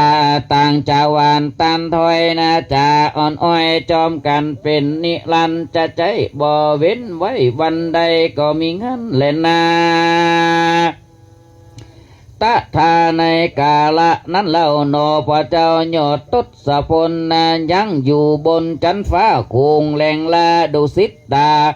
ในปางกาปราสาทอันสะอาดเชียงการเฮืองเมือนนานบ่น้อยนอพระยอดซอยเล็งหันยังผิวพันตัวเก่าดูบนเศร้าเสียสีสัญญามียาไข่ยาหูนาว่าเตียงจักไก่กาจากดุสิตตาเตต้องลงสู่องเมืองโกนพระทศพลเล็งพอผู้ควรเป็นพ่อปิตาตั้งมารดาแม่ไทยในโลกไตปัทวีก็หันดีแจ้งทีบ่มีที่สงสัย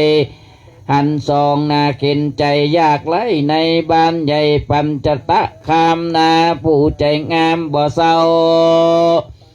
เคยได้เป็นพ่อแม่เจ้าเดิมมาหนอพุทธาหูแล้วก็กาดแก้วภายพันจากสวรรค์เตต้องลงสู่ห้องเมืองโกนเอาปฏิสนกำเนิดในต้องนางผู้ประเสริฐอนาถาก็มีงันและนา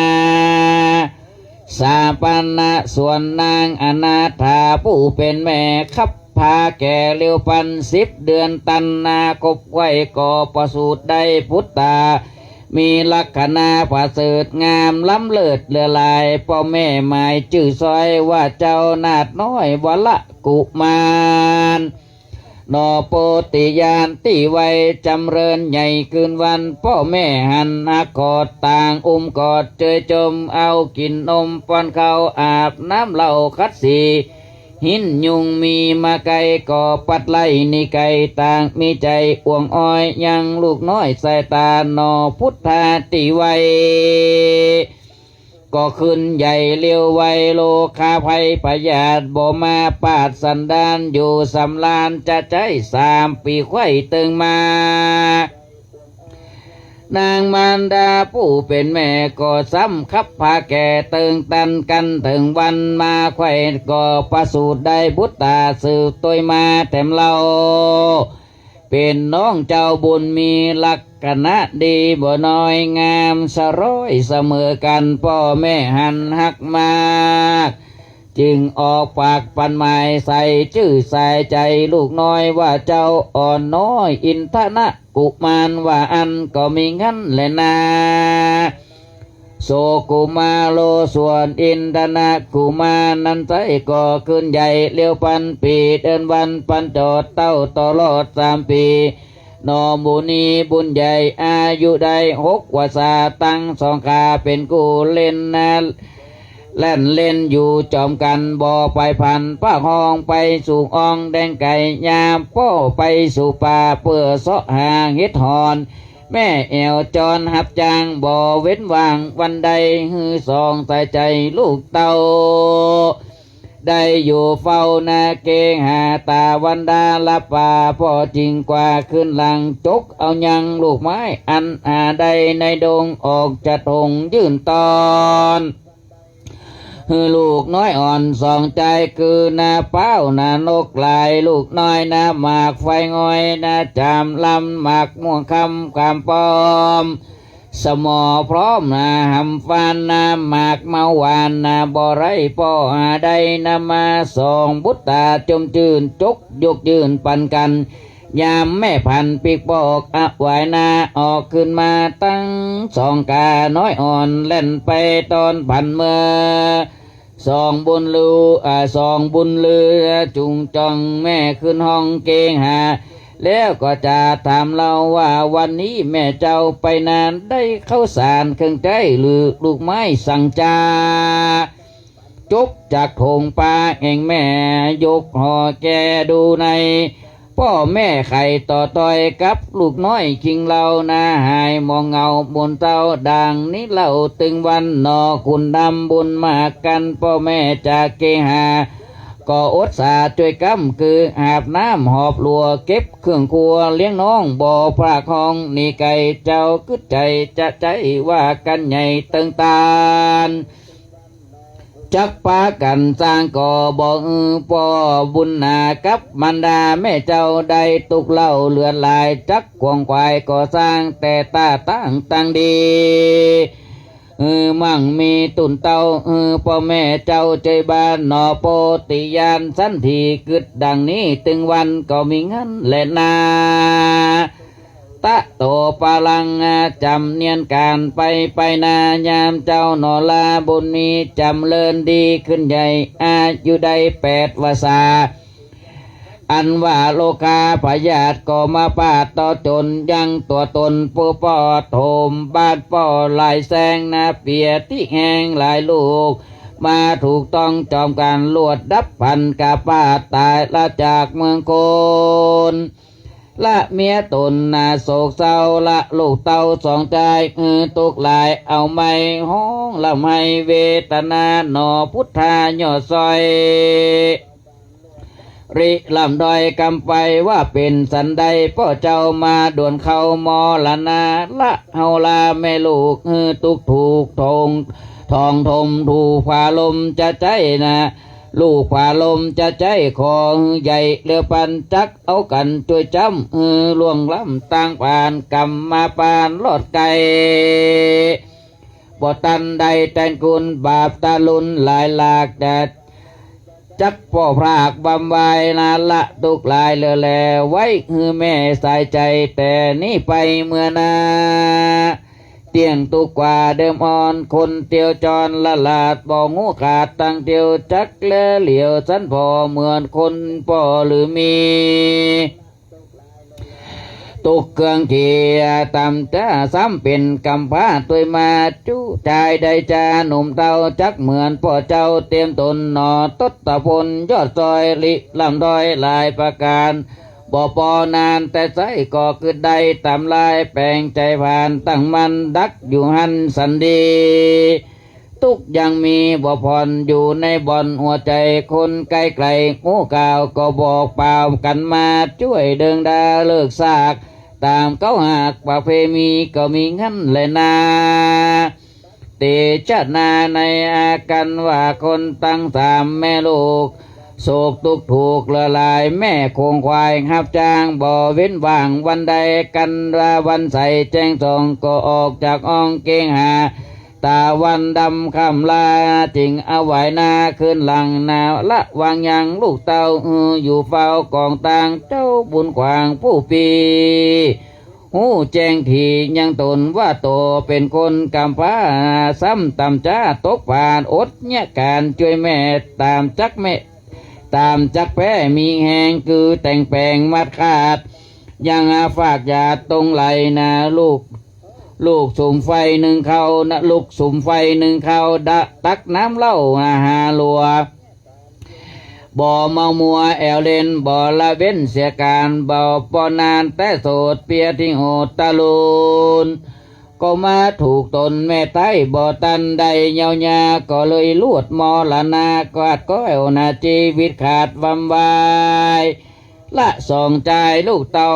ตุกโศกเศร้านำนาตั้งสองขาพี่น้องนาได้งามห้องเรลุนว่าพ่อเอาตนตายจาก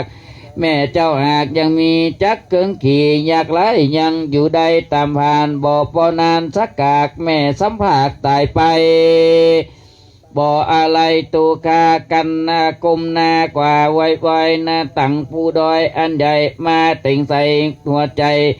จักมีไผ่นั้นเล่าเหมือนแม่เจ้าเตรียมคิงจักไปปิงจอดอยู่นะกับเผาผู้ใดจ้าไผ่จักมาช่วยกำยังเข้าน้ำอาหารกำโบราณแต่ไต้ไข่บอกไว้เป็นหมายว่าพ่อแม่ตายพระคองดังลมจองนาฮักปังนาหาสั่งบังบ่ได้แดดย่อมไม่เผาลนนาเฮาสองคนนี้เล่าวิบากเก่าร้อยลายพ่อจริงตายกาปากแม่เจ้าจากวนาละสองเฮาลาพี่น้องตุกโศกต้องนาจอมกัน สายพงพันปูปาบ่มีอยู่แดนใดยินตันใจนักแก่ไผจักแผ่คุณนากันสองเอาลามั่งเตามีข้าวน้ำนานำมีเงินคำหลายแหล่ยามพ่อแม่ตายไปคนไก่ไก่งูข่าวเตียงมาเก่าไข่ปันว่าเป็นพงผ้าเป็นพงพันนาเก่าเกลือเป็นจัดเชื้อวงศาเขาเตียงมาอยู่ไกลเอาใจใส่ปัดปัวเฮามีแต่ตัวกันอยากพ่อแม่พรากตายไปจักมีไผมาพอออกปากล่อเจนจาว่าเป็นวงศาป้าปูนาไผจักมาอยู่จอมเฮาจุมหมู่เขานาแลสวัสดนาย่อมประมาทจำนียามเป็นดีหลายหลากเก้าปาหากตัวยมายามอนาถากัมปาปาลีนาหายหนนอตดสะพลนาบุญกวางลิลำอ่างนานาตุกเครื่องกาไม่มาดก้อยกายกาดบางเบาโยนบรรเทาอดกันคึดสอดดันตามธรรมส่วนองค์คำน้องซ้อยอันพงอ่อนอ้อยเด็กขากิ่งไปมาพักไข่ห้องลำให้เหลือลายแต่ยามมาง่ายเมื่อเจ้าตลาบต่อเต้ายำแรงสองตาแดงเป็นเลือกบอกเองเอือดไม้หายคนตั้งหลายอยู่ไกลกันเขาได้เล็งหันก็ปากันมาพอไข่ต้านต่อกำดีคือสองบุญมีกำพระหายโศกาเครื่องกาพงคุณนาไหลแลน้ำตาแผ่ไหลไหลพ่องอดใจบ่ได้ก็ห้องให้ตัวจอมนาเข้ามารอมมวลมากแล้วเลือกซากส่งสการตามโบราณแต่ใต้ตามหาใดตันมือก็มีงันแลนาโสมปนาอินทะกุมาโรส่วนนาอินทะกุมารน้องเนาตุกโศกเศร้าเหลือลายดังจักตายจอมแม่ดินพัดแผ่เววาลิลำจาเก่าดอยมีบ่อน้อยลายประการนอโพติญาณผู้ปีจักเก่าจีสันใดจักจ่าไข่นาโลมเล้านาจุสุยเป่านาบ่แลตาสั้นพอบ่ปากล่อกำไดย้อนอดใจบ่ได้เงี่ยห้องให้สันเดียวบ่แลเหลียวเข้าน้ำสองตาจำบวมปองน้ำตานองนาย้อยหยาดบ่งูขาดไม่ง่ายเจ้าบุญบายปีเก้าก็ตานเล่ากำหวานว่าอินทะกุมารเอ่ยน้องลายาโศกานานำจุงฟังกำแห่งปีอันเก่าที่ปันหมายคนหญิงใจในโลกสุขทุกโศกสูญกันย่อมดับขันมวยม้างปัดผ้าคางเกหาเทวดาอยู่ฟ้าโคงแหลงลาเมืองบนอันกุศลเสียงขาดย่อมก้อยกาดลงมาคนโลกาโลกไตจักเว้นใดหรือมีแม่ดับอินทรีย์กับภาคตายละจากเฮาไปถึงอะไรห้องให้บ่หอนได้ขึ้นมาเสียเวลาปางเปล่าบ่นับเข้ายายำนาขอองค์คำอดไว้อย่าห้องให้เหลือลายแม่นเจ้าหมายใครใดของเครื่องใจอันใดปีจักไปสอไซหาหือใดดังหมายคือรูปเสือลายนะลิงเม่นนะจักแล่นเล่นนะยามแรงรูปงัวแดงนะควายเถื่อนรูปวอกเปื่อนนางนีรูปลาดสีกเอาอาจรูปประสาทต่อคำปีจักนำมายืนหือน้องจืนให้มองแม่นน้องปองขใดยังจ้างใหญ่ปลายสานนาตัวเจียงคานเปลือกแก้วงามเลิศแล้ว7 หัวมีตนตัวสูงใหญ่7 ห่างไข่ดูเปิงมันจ้างเลืองนาสอดลาอยู่ในป่าดงคามดังดอกบัวคำนาปันกาตั้งดอกบัวคำปันกาบหอมสลาบเหลือใจพี่จักไปสอไซหาหือใดนำมาปั่นสายตาน้องซ้อยตามไฟอ้อยกันนิ่งหมายหรือตนใจไข่ใดของน้อยใหญ่อันใดจุงรีบไข่เกาจี้บอกคือปีตามีอย่าเครื่องขี่หมุนไม่อย่าห้องไห้ยาวนานแดดเตอตั้งสุดตัวมหาชโนส่วนคนหญิงใจใหญ่น้อยได้ยินถ้อยคำจาอันหนอพุทธากล่าวอ้างว่าจักเอาจ้างไปสั่งตัวเจียงคานประเสริฐงานล้ำเลิศ7 หัว ตั้งดอกบัวปันกาบหอมสาลาบเรือลายมาปันใจน้องเนาหายโศกเศร้าเครื่องกาเขาสังกาลายหลากจูผู้อากินอามนะว่าเด็กจะรามน้อยอ่อนหลอดบ่อนไพสนเกิดเป็นคนนะปอเท่าไผ่บ่เล่าลือมาว่าในดงนาป่ากว้างมีพญาจ้าง7 หัวกันว่าตัวมันใหญ่เตียงหูไข่สับประการมันจักหานหาวหานาว่าจักเอาประสาทออกคำไปวางต่ำลากเล่นนะบ่แม่นเส้นธรรมดากวนเฮาลาเก่าจ่าบ้านหูตามมีบอกกวนดีละไว้จักเดือดไม่จำกัน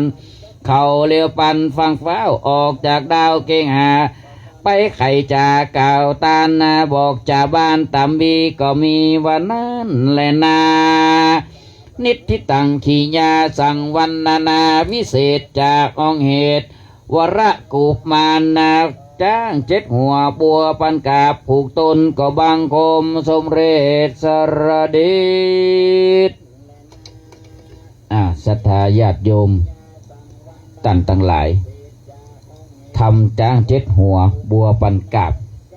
ก็ได้เทศนาไปทำเรื่องนี้พรรณนาถึง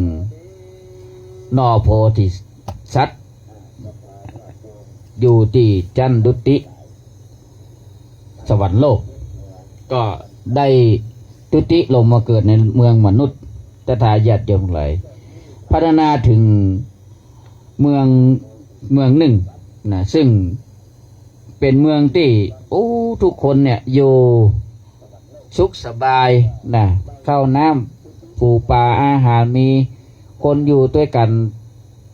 ทึดๆนะกาดก็ม่วนแอวกาดก็ดีมีพญาตนหนึ่งเป็นเจ้าเมืองชื่อว่าพรหมทัตอันนี้ก็เป็นคนที่บุญมหาบบาปบายะ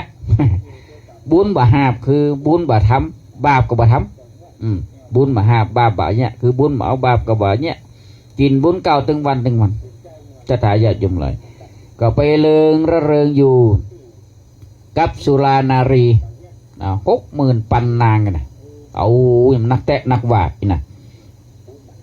แล้วก็ในเมืองเนี่ยก็มีใจตุ๊กตาขี้ไล่2 ผัวเมียมาอยู่ตัวเปิ้นเนี่ยก็ดูม่วนดูงัน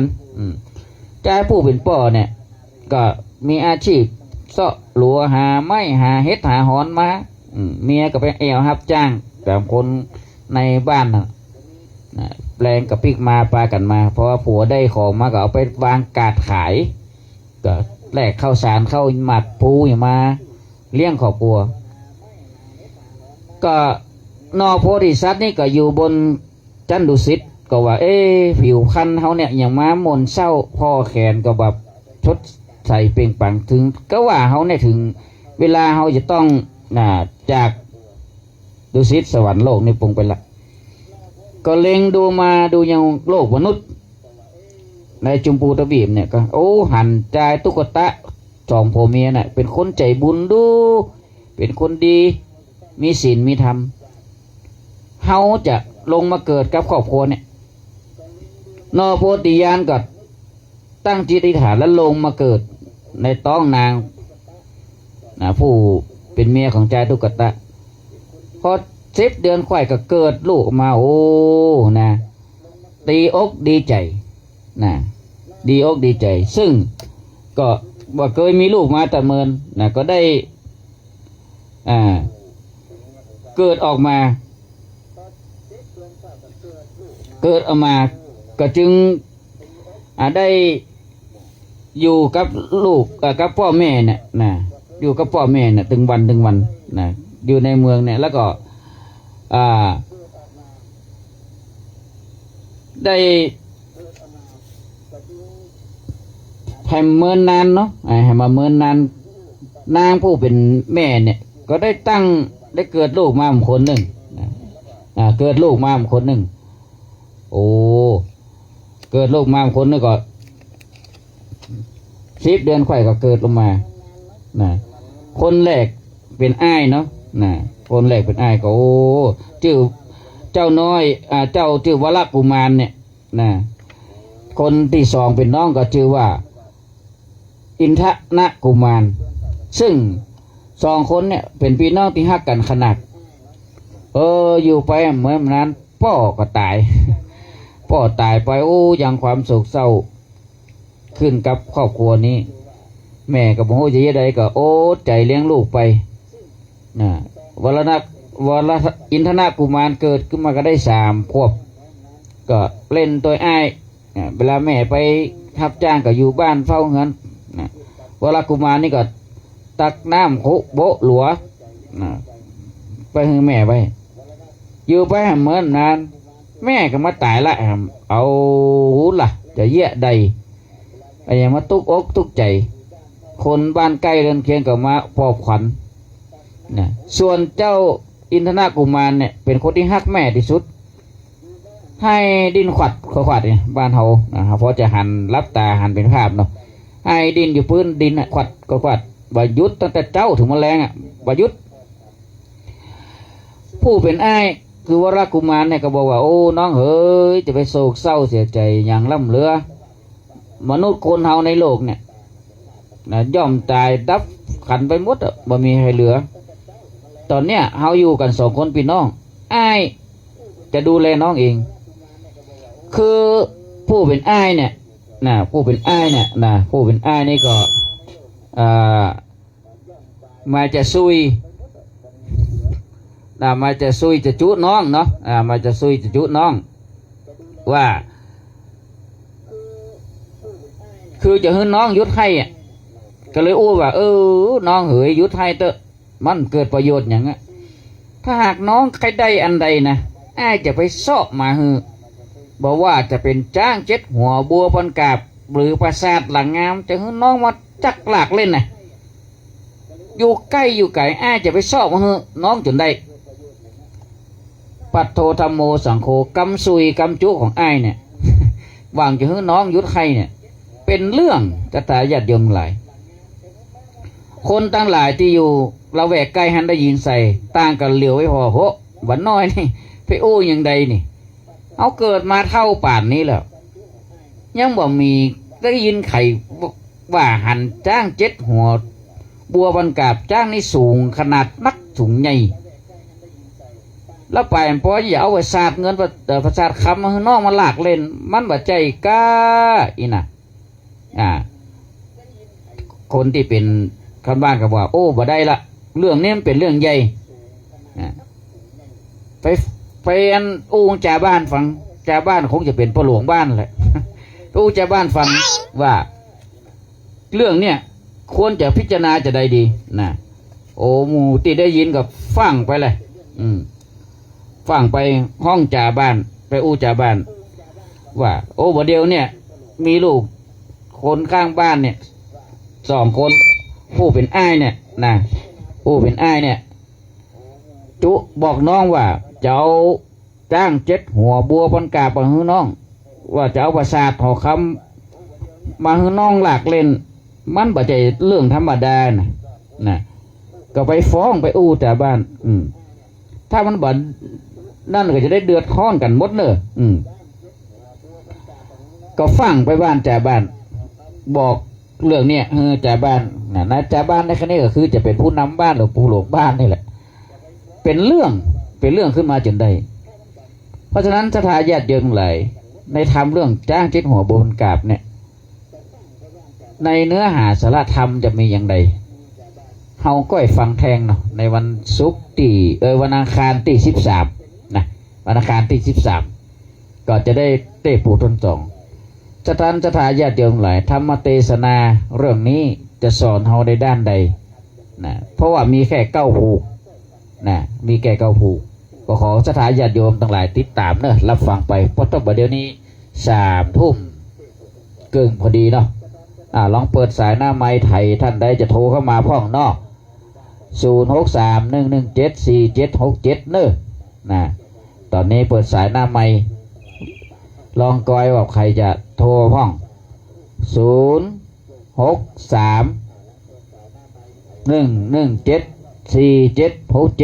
0631174767ท่านได้จะเป็นท่านแรกเนาะในค่ำคืนนี้จัดรายการมาแรก จะถาญาติโยมที่ชมทาง Facebook ไลฟ์10วันจันทราก็สามารถโทรได้นะโทรเข้ามาได้063 117 4767มาแล้วสายแรกเดี๋ยวเล่งเสียงกันเล่งเสียงกันได้นี่ เล่งเสียงก่อนเจริญพรว่าจ้าท่านบริเข้าไม่ไรเนอะโอ้สายแรกแม่ไรปราบเดจะฟังอยู่ชัดเจนดีเจ้าโอ้กำลังมาได้ยินเสียงกันเดี๋ยวนี้น้องมาได้ฟังกันเมินตะโอ้เป็นการละ5การละ5การนะน้องเป็นยังอ่ะเนาะไม่ว่าวันนั้นติดอากาศอีกนะเจ้ายันเยือนอย่างก็งานมันนักแม่เขาก็จะได้เจอกันทุกการละกันนี่เนาะแม่เจ้าอนุโมทนาอนุโมทนาก็ไม่ไรเนอบุญรักษาบุญรักษาแม่เจ้าเจริญพรสาธุสายแรกแม่ไรปราบติจะเนาะสายที่2เข้ามาแล้วรับสายเจริญพรด้วยสาเจ้าโอ้แม่นิดบ้านปงหนองเนาะแม่นิดบ้านปงหนองสบายดีแม่เนาะเรื่อยๆเนาะเรื่อยๆตะโอ้บ่ได้ยินเจ้าญาติโยมสถาหมดโอ้บ่ละบ่ลืมแม่งานมันนักงานมันหลายได้ยินเสียงแม่ก็โทรมาก็ดีใจขนาดละเนาะต้องอนุโมทนาสาธุขอบคุณแม่กับตัวนะกะของบุญรักษาแม่เนอเจ้าแม่เหมือนกันเนาะเจ้าสาธุเจริญพรแม่เนอสาธุเจ้าแม่นิดบ้านโป่งหนองเนาะแม่ฟังสายกำเนอสายต่อไปเข้ามาแล้วรับสายเจริญพ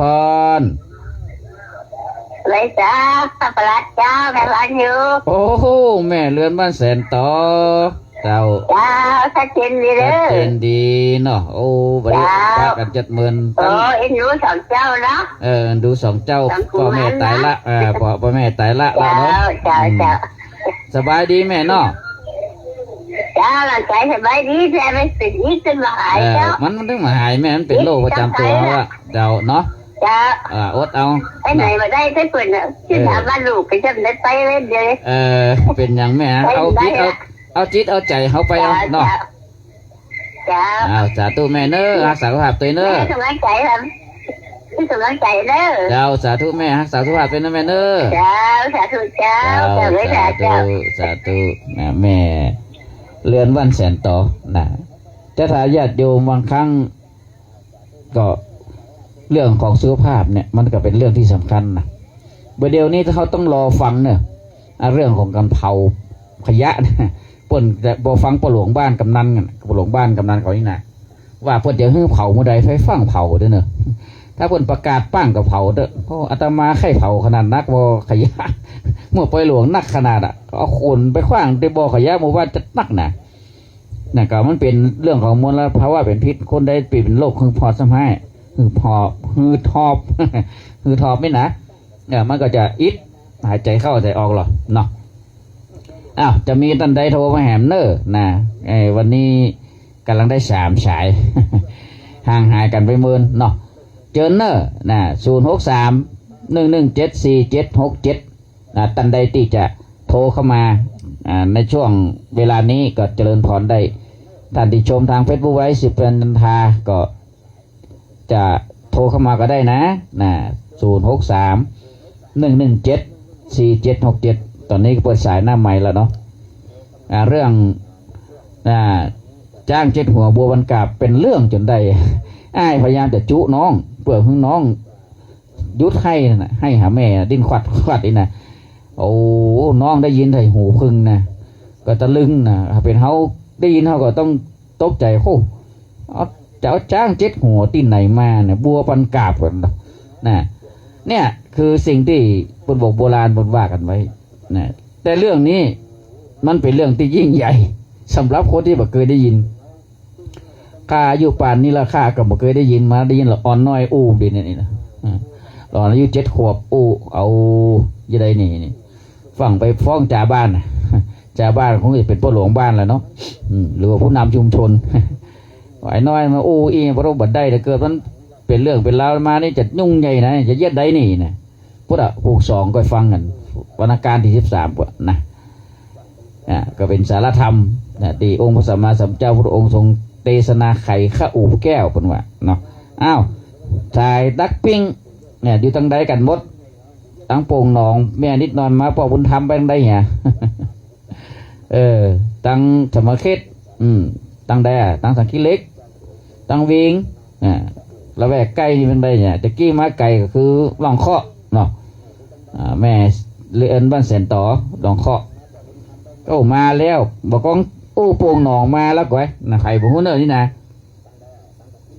เจริญพรเจ้าโอ้อันนี้แม่สมศรีแล้วนี่เจ้าแม่สมศรีฟังครูบาเหมือนแล้วโอ้น่าครูบาได้ออกรายการลืมละก็มันลืมครูบาน่าจะลืมสถานอันสถานแต่ก็ลืมเก่ามางานมันนักแม่เฮ้ยเนาะเจ้ามาออกละต่อไปก็จะออกตลอดเนาะเตะทำให้ฟังสบายดีแม่เนาะโต๊ะบอกคุณเจ้าสบายดีเจ้าช่วงก่อนๆนี่โต๊ะกะโต๊ะบอกมาคุณฮะบ่เดี๋ยวนี้มันโต๊ะพวกน้องโต๊ะกะก็วันฮ้อนโต๊ะเจ้าฮ้อนขนาดเลยอดเอาเนาะฮ้อนกายจะไปฮ้อนใจเนาะเจ้าอนุโมทนาสาธุแม่เน้อเจ้าครูบาก็สบายดีจ้าสบายดีแล้วแม่งานก็มีเรื่อยๆบุญรักษาแม่เน้อเจ้าเหมือนกันนะเจ้าสาธุแม่เจ้าไว้สาเจ้าอันนี้แม่สมศรีบ้านปงหนองอันนี้ก็ฟังประจำนะช่วงนี้มันก็จะมีฝั่งฝนก็ค่ายๆซาไปแล้วนะแต่มีลมกันโชกฝั่งมินิดหน่อยบ่หลายนะมืดมาน้อยก็หายซะไปละช่วงก้อนๆนะตกหลายอยู่ก็ยังเตียตมาได้กล่าวไปเนาะยังตมาได้กล่าวไปว่าอสงไขยเนี่ยนะคำว่าอสงไขยเนี่ยเปิ้นประเมินอนุมานประเมินเอาในว่าการนับจำนวนมหากัปเนี่ยระยะเวลานานจนหาคำนวณบ่ได้เลยเนี่ยอุปมาอุปไมยว่าเหมือนเม็ดฝนที่ตกหาใหญ่ทั้งวันทั้งคืนตลอด3 ปีเนี่ยเด้อจะถ่ายญาติโยมตึกเถอะมันนักขนาดไหนมันยาวนานขนาดไหนมันเมินขนาดไหนนะก็จึงในพุทธศาสนาเขาก็กล่าวไว้ว่าพระโพธิสัตว์ผู้ที่สั่งสมบารมีมาเพื่อเป็นพระเจ้าเนี่ยไม่ใช่ธรรมดา4 อสงไขยกับ100,000 มหากัปตถาญาติโยมหลายเหมือนกันเจ้าวรกุมารนี่ครับอินทนากุมารเนี่ยถือเป็นพี่กับน้องเนี่ยก็คงจะสร้างสมบารบุญบารมีมาเหมือนกันแต่เกิดมาในตระกูลที่ทุกข์ยากนะเกิดมาตระกูลทุกข์ยากมานำซ้ำพ่อแม่มาตายละได้เหลือกับพี่กับน้องเนี่ยนะเหลือกับพี่กับน้องจะต้องต่อสู้ดิ้นรนต่อไปว่าชีวิตจะอยู่อย่างใดจะไปในทิศทางใดน้องก็เป็นคนที่ยังว่าละอ่อนก็ต้องงอแงน้องคนงอแงนะอ้ายก็พ่อแม่ก็มีแล้วก็เอาใจน้องก็สู้อีแพ้น่ะจู้เดี๋ยวก็เนี่ยน้องอดบ่ต้องไปเสียใจน้องจะเอาอย่างอ้ายเสาะหามาได้ทั้งหมดบอกว่าจะเป็นจ้างเจ็ดหัวบัวบนขาบหรือน้องก็ได้ประสาทงามๆมาลากเล่นอะไรเสาะขึ้นได้โอ้ธรรมโมสังโฆมันหลุดปากออกมาเลยนะจะแย่ใดเนี่ยคนตั้งหลายได้ยินใส่ก็ไปฟ้องจ่าบ้านอีนะอังคารหน้าได้ฟังละนะว่าเป็นยังไงเนาะตอนนี้กำลังรอสายนะหมายเริ่ม20 นาทีจะหมดเวลาเนี่ยนะเริ่ม20 นาทีจะหมดเวลาละเนาะก็ท่านใดที่ฟังอยู่นะก็จะโทรเข้ามาในช่วงเวลานี้ยังได้อยู่นะในช่วงเทศกาลช่วงนี้ก็อย่างที่ได้เอ่ยเป็นเนาะวันที่11นี่ก็จะเป็นวันวิสาขบูชาเป็นวันที่องค์พระสัมมาสัมพุทธเจ้าประสูติตรัสรู้และกับปรินิพพานนะเป็นวันสำคัญของโลกวันสำคัญของโลกที่จริงปีนี้อาตมาครับอยู่อินเดียวันเนี่ยประเดี๋ยวนี่นะถ้าโอ้ถึงวันเวลาประเดี๋ยวน่ะอาตมาครูบาศรีเมืองอยู่อินเดียแต่ไม่ได้ไปปีนี้ครูบาอาจารย์ก็โทรมาถามว่าทำไมยังไม่มา มันยังว่านะภารกิจหนักถ้าไปอินเดียก็ไม่ได้ออกรายการวิทยุเนาะแล้วก็เรื่องเรียนโดยจะทายาทโยมอาตมาภาคเรียนโดยก็ตอนนี้เรียนซัมเมอร์กำลังเข้าซัมเมอร์เทอมแรกก็เป็นเรื่องของการศึกษาไปในมหาวิทยาลัยว วันที่10เนี่ยก็จะไปลงกิจกรรมของมหาวิทยาลัยเนี่ยเอาน้ำไปให้คนที่เพิ่นเดินขึ้นดอยนะโอ้เป็นหมื่นเป็นพันนะก็จะถวายจะแจกน้ำเพิ่นคือน้ำเข้มแข็งเกล็ดหิมะ600 ขวด600 แก้วนะเอ้าสายเข้ามาเจริญพรครับไว้จ่าครับท่าน มาแล้วปดตดนึกว่ารับไปอะไรอีน่ะตัวหาเบอร์บอกป้าโอ้นั่นน่ะกะลืมกันไปแล้วน่ะกะกำลังป้านี่น่ะถ้าจะลืมกันละจ้ายน่ะดักปิ้งอีนี่ใจให้กวนวันละครั้งเอาละหมาเนาะแม่เนาะเป็นได้พ่อแม่สบายดีบ่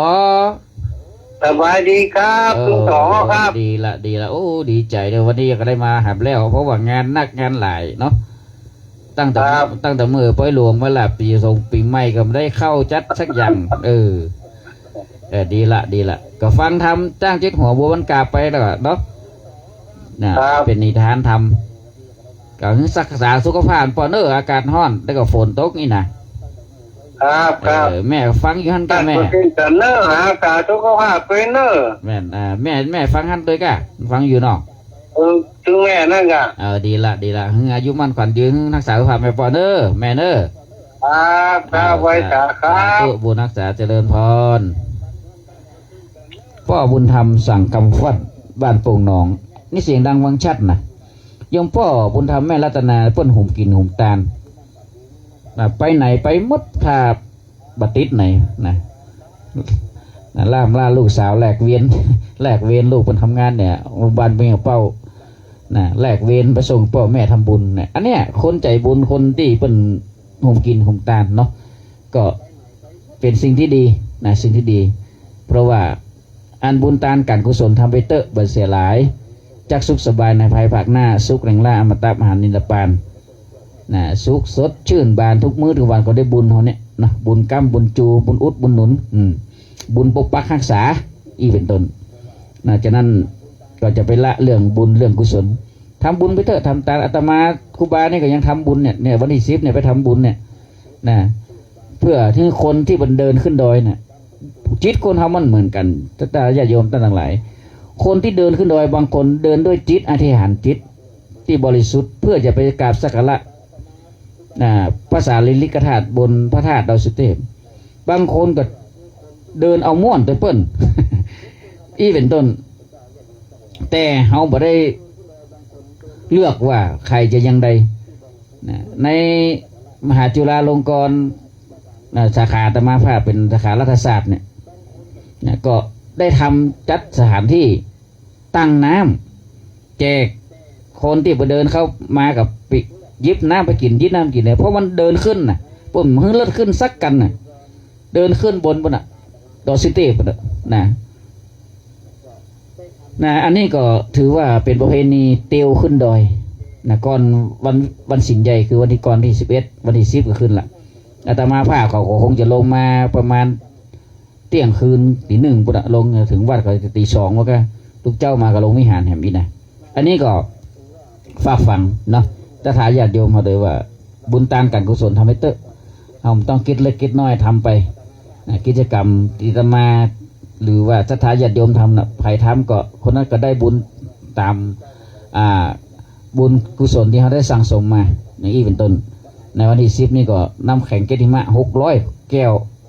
รวมตึงนิสิตทั้งห้องเลยร่วมกัน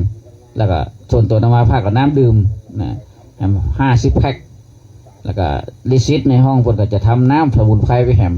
ก็เป็นการดีเป็นเรื่องดีเนาะตาน้ำได้เป็นเศรษฐี พาธนาได้เป็นเศรษฐีใครเป็นเศรษฐีสร้างวัดสร้างวามาแล้วอีน่ะก็หลายอย่างอยู่อ้าวเจนเนอะเหลือเวลากี่นาทีน่ะ50เนาะเหลือ15 นาที15 นาทีเรื่องของกินตานนะเขาก็หันเป็นประจำทุกครั้งนะทุกอย่างเนี่ยในหลักพุทธศาสนาพูดบอกว่าตานะปารามีสั่งสมซึ่งตานะปารามียังพระเวสสันดรเนี่ยเป็นตานะปารามีที่บำเพ็ญเพียรมา10 ชาติสุดท้ายก็คือพระเวสสันดรเนี่ยแล้วก็ได้มาเกิดมาเป็นพระเจ้าเห็นไหม เนี่ยคือบำเพ็ญเพียรมาตลอดอย่างพระเจ้าเขาน่ะหรือว่าโพธิสัตว์เขาน่ะสี่อสงไขยกับแสนมหากัปโอ้มันก็ไม่ใช่ธรรมดานะสี่อสงไขยกับแสนมหากัปอุปมาอุปไมยเหมือนฝนตกหาใหญ่เนี่ยตกนัก3 ปีบางวัดทั้งวันทั้งคืนมายุดเนี่ยจะถ่ายคือตัวเม็ดฝนมันนักบอกได้อะเขานับมาได้อะนะเขานับมาได้เพราะฉะนั้นคนจึงคำนวณมาได้ว่าองค์พระโพธิสัตว์ที่จุติจากจันดุสิตเนี่ยสวรรค์จันดุสิตลงมาเกิดในบนโลกบนนุษย์เนี่ยก็จะได้ลงมาเป็นองค์เป็นพระเจ้าเนี่ยบำเพ็ญเพียรจนตรัสรู้เนี่ยไม่ใช่ธรรมดานะพระอัญญาโกณัญญะก็เหมือนกันหนึ่งในปัญจวัคคีย์ของปัญจวัคคีย์ทั้ง5ก็อธิษบำเพ็ญเพียรมาแสนกัปอ่ะอธิษฐานมาขอได้มาเกิดในร่วมชาติของพระเจ้าก็ได้มาเกิดแต่แล้วเป็นคนที่ได้ดวงตาหันธรรมตนแรกของโลกนั่นคือพระสงฆ์เกิดขึ้นเลยเห็นไหมสราญาติโยมทั้งหลายพระองค์เทศนาธรรมกันแรกก็คือทำมาจากกับปรณสูตรที่ปาอิสิปตนะมฤคทายวันอันนี้อาตมาภาพก็ครั้งไปอินเดียก็ได้ไปมาละที่แสดงบรมเทศนาปฐมคือครั้งแรกก็พระอัญญาโกณัญญะนี่แหละตนที่ได้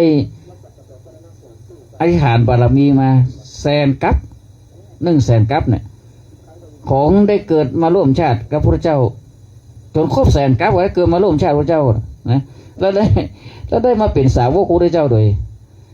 นี่แหละบารมีทำอันตีแต่ละตนละองค์ได้สร้างสมมามันบ่เท่ากันนะอย่างทำเรื่องนี้ก็ปรมบทพรรณนาเริ่มแรกมาว่าพระเทวทัตเนี่ยเป็นคนที่ใจหยาบช้าที่สุดปองขนาองค์พระองค์เนี่ยสุดท้ายป่านนี้เนี่ยพระเทวทัตที่โดนธรณีสถูปหรือว่าแผ่นดินสูบเนี่ยก็ยังไม่ได้พูดได้เกิดปุ่นรอพระ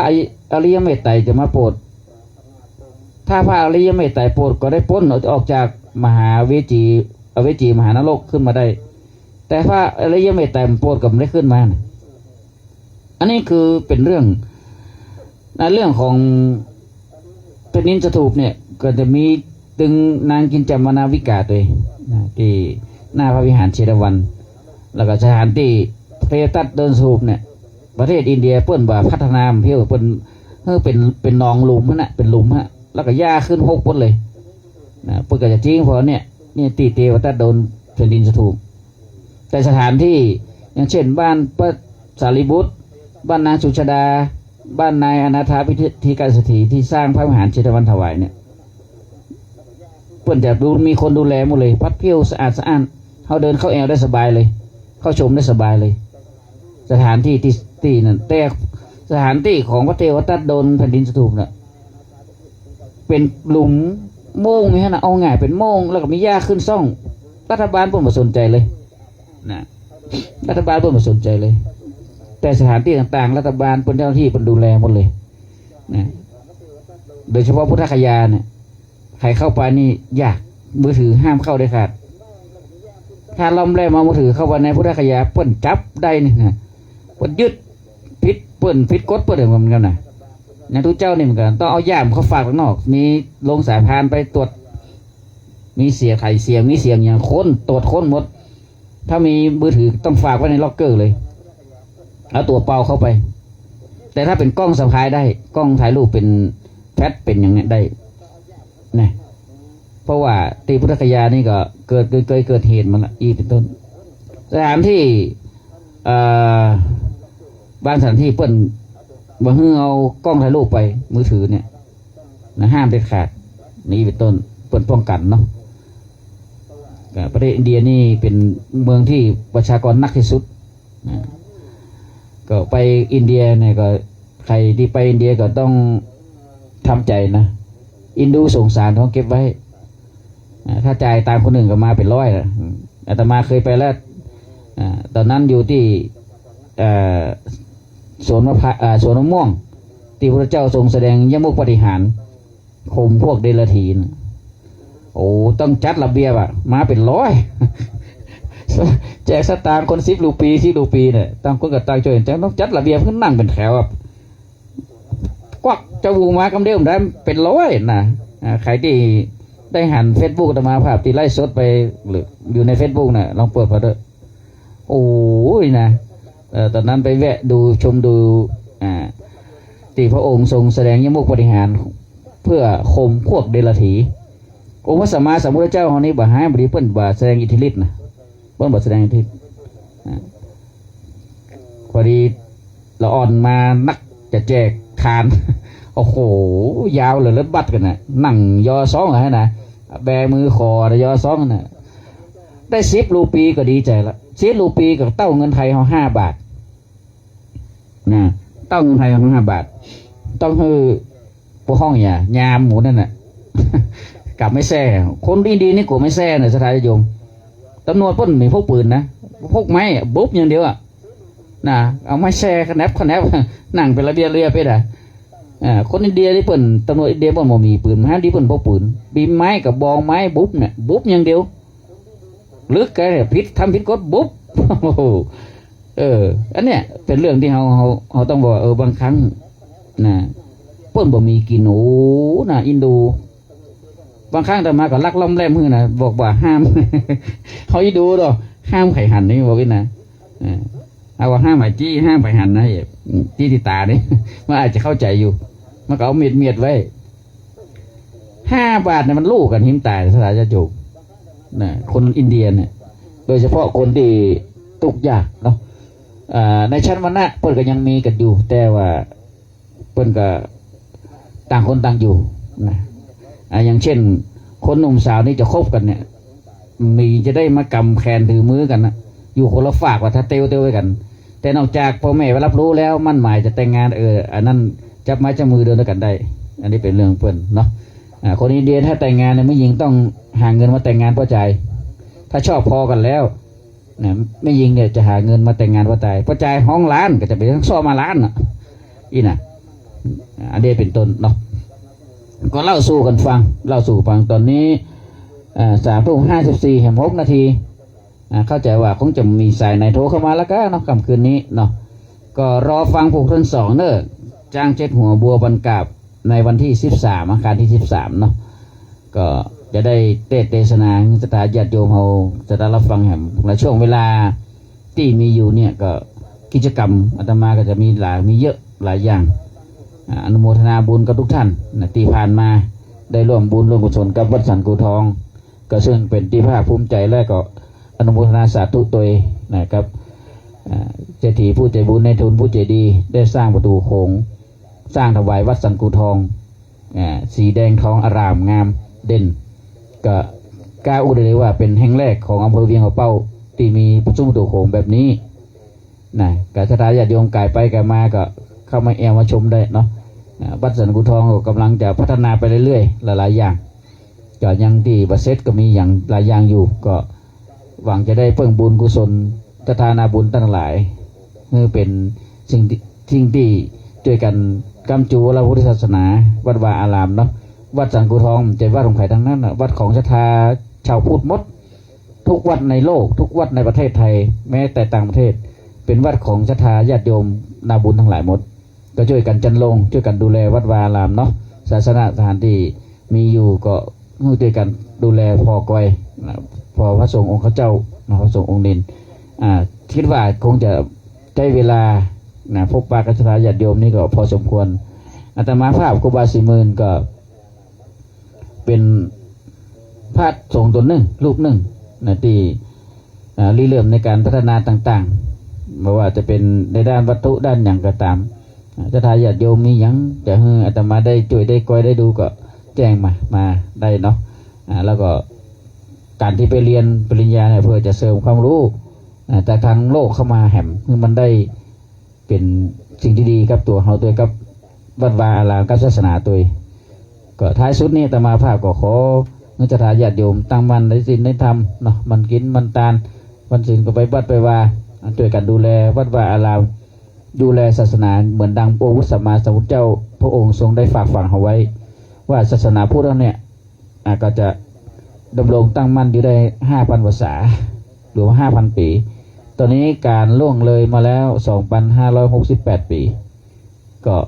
หวังใจว่าพุทธศาสนิกชนเฮาก็จะได้ช่วยกันทนุบำรุงดูแลเป็นกำแพงเป็นไม้ค้ำยันบ่ให้ศาสนาเฮาเนี่ยเอียงบ่ให้ศาสนาเฮาโค่นเฮาล้มโดยบุคคลที่จะมาทำลายก็ฝากฝังตัวเนาะท้ายที่สุดนี้ตมาภาพก็ขออำนวยอวยพรเงินสถาญาติโยมสาธุชนทั้งหลายที่รับฟังต่างบ้านก็ดีต่างขึ้น 94.50 แม่กระจายโมเดิร์นเรดิโอแล้วก็ตัง Facebook ไลฟ์สิปัญญาก็ดีรวมทั้งก็ต้องขอบคุณโมทนาสาธุก็ทางเจ้าของสถานีอันใหม่มีคุณธิติรัตน์พรหมมินทร์หรือว่าแม่อนงพรหมมินทร์แล้วก็ไอเจที่ได้กำกับดูแลสัญญาณให้กับตุลุงอาตมาภาพได้ออกรายการได้ทำธรรมะไปเผยแพร่ให้สถานญาติโยมตั้งตีฐานในวิทยุตั้ง Facebook ก็ดีขอบุญกุศลคุณงามความดีทั้งหลายจงกลับกลายเป็นตบะเดชะเป็นพระวะปัจจัยผู้ปกรักษาสถานญาติโยมสาธุชนตั้งทั้งหลายเมื่อได้อยู่ดีมีสุขสัพพทุกข์สัพพโศกสัพพโรคสัพพภัยสัพพเคราะห์เสนียดจันไรให้โคตรค้ายย้ายหนีตั้งแต่นี้ไปหน้าขอให้สถานญาติโยมสาธุชนทั้งหลายจงเจริญด้วยอายุวันนะสุขะพละปฏิทานธนสารสมบัติคิดสิ่งใดก็สมความมุ่งมั่นปรารถนาทุกผู้ทุกคนจงทุกประการด้วยเทินค่ำคืนนี้ขอสถานญาติโยมหลายจงนอนรับดีฝันดีเหมือนกันทุกบุคคลแล้วก็รักษาสุขภาพตัวเน้อวันอังคารหน้าเฮามาปากันใหม่อังคารที่13ค่ำคืนนี้ขอเจริญพรไว้ตัวอีกขออนุโมทนาสาธุขอเจริญพร